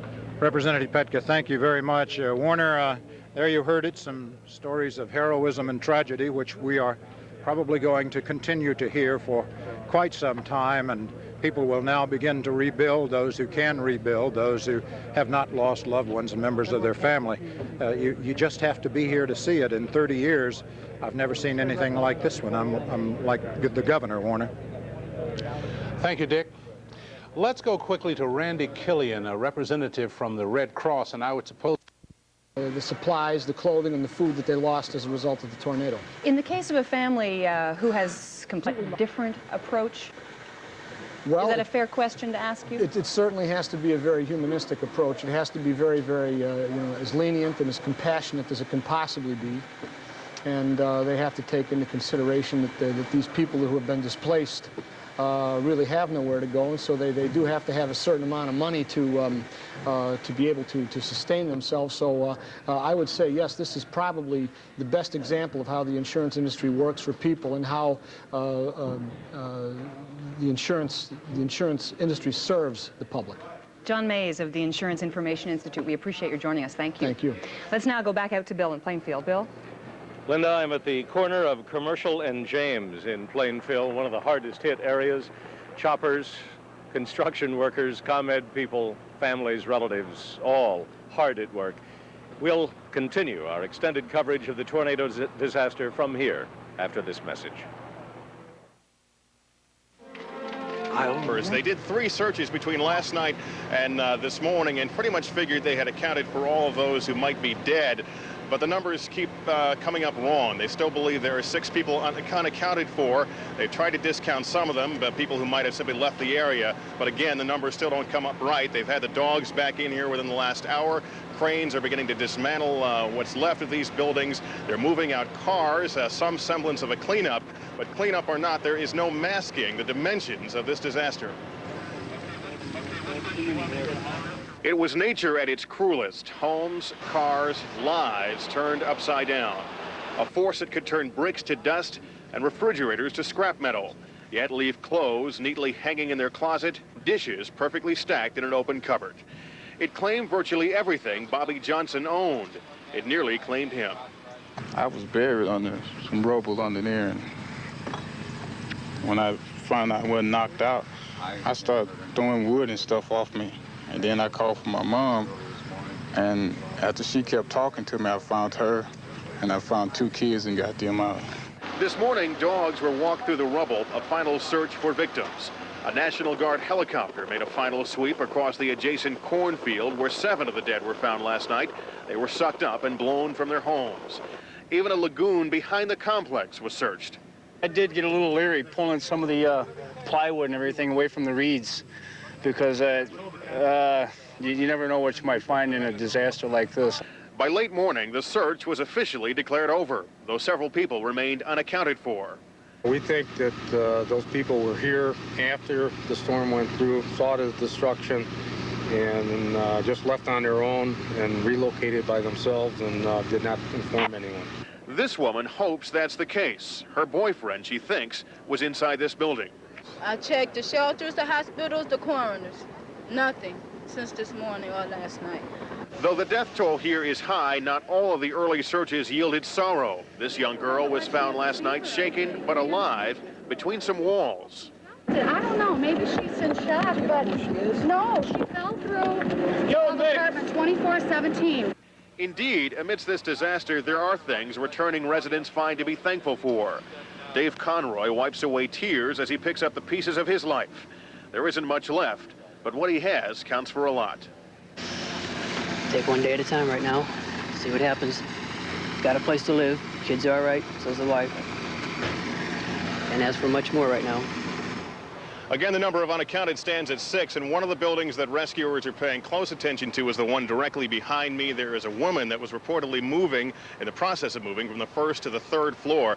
As you might be able to tell, the 3rd floor is completely gone there. Her car was found here. The keys to the 3rd floor apartment were in the car. They haven't found her in the 1st floor, but again, she has not been seen or heard from since the tornado hit. So the dogs have been sniffing through there, and the rescuers have been moving debris from there. This, of course, was not the only scene of death in this this disaster. Plainfield hit very hard, particularly the Plainfield High School. That's where our Elizabeth Vargas is standing by now live. Elizabeth, what can you tell us? Well, Lester, today was supposed to be the first day of classes here at the Plainfield High School, but as you can see today, this does not look like a place where there are classes. It looks more like a war zone. Take a look over my shoulder. You can see the front lawn is littered with debris, cars and debris from nearby parking lots and homes. Up in the tree, there's a quilt from a bed someplace nearby. Somebody's home, undoubtedly it is missing from. Also, take a look over here in the second floor of the high school. Embedded in it is a dumpster, an orange dumpster. The force of the storm not only could pick that up and toss it into the air, but do it with enough force to embed it into the building. As well, the gymnasium over here has been completely leveled, and just moments before the storm leveled this, there was a whole volleyball team in getting ready for a game. There were many, many athletes here at the time practicing. Everybody here says it's amazing that no more people weren't hurt. 3 people were killed. They are not identifying those people as of yet, but they hope to do so within the next hour or so. Back to you, Lester and Crest Hill. All right, thank you, Elizabeth. And of course, that's not the only school that has been touched by this disaster. The St. Mary's School and Church also hit by this huge twister. And as our Judy Moen reports, the church community this afternoon is united in sorrow. Members of the St. Mary Immaculate Church and School are grieving the loss of 3 of their own today. The tornado killed their principal, Sister Mary Keenan, while she was getting ready for classes to begin. She was the sweetest, kindest, most gentle woman you'd want to know. We're devastated.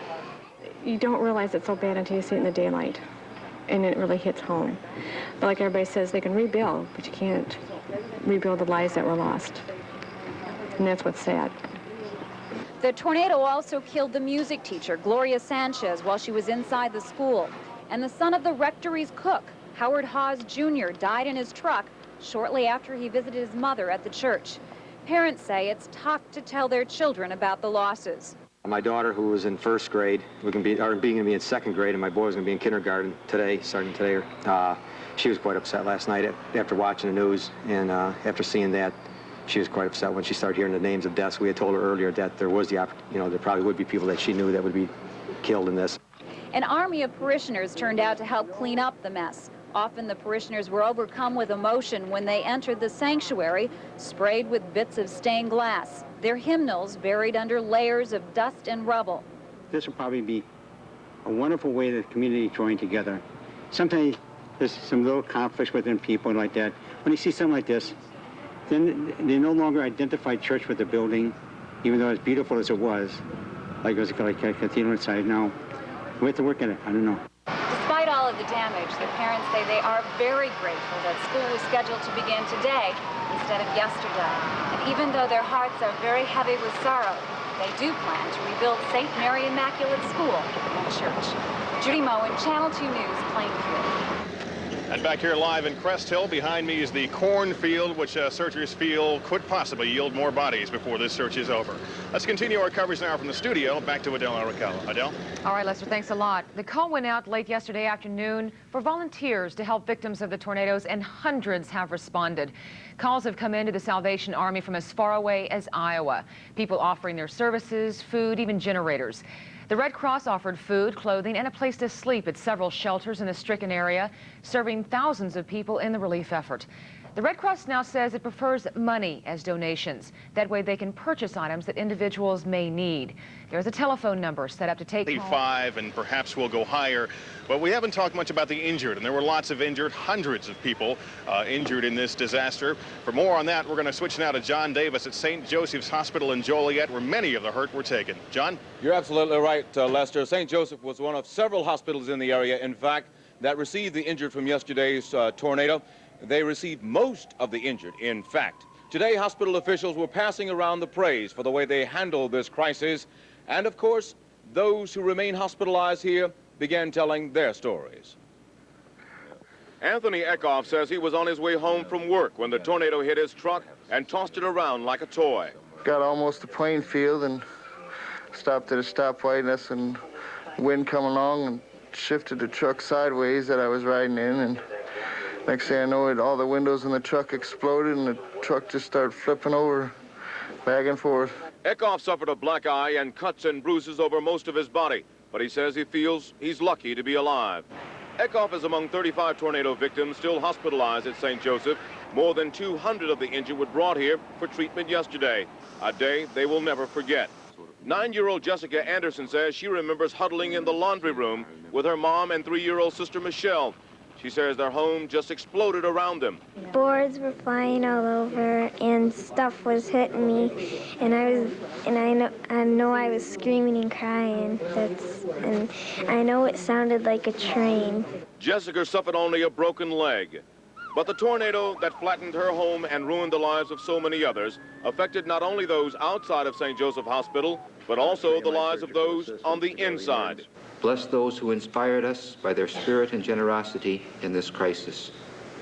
Give us also that wisdom that recognizes what is beyond our awareness and our control. These medical workers were among those caring for the injured yesterday. They now find themselves being cared for today, as many have lost loved ones and homes. As one hospital official said today, this tragedy has made us all victims in one way or another. And hospital officials say they will continue offering long-range counseling for those employees who feel they need it. Apparently, many have been affected by the sight of friends, family, and neighbors either killed or maimed by this tornado. Live at St. Joseph Hospital in Joliet, I'm John Davis. Back to you, Lester. All right, John, thank you. Looking around, we see there's a lot of mechanized equipment brought in, tractors and cranes to pull the debris apart. But when it gets right down to it, the search for bodies and the search for answers really gets down to people like you see behind me, firefighters, volunteers, picking through debris, hand by hand, piece by piece. That's the story from here. Now back to Adele in the newsroom. All right, Lester, and we'll be back with more news in just a moment.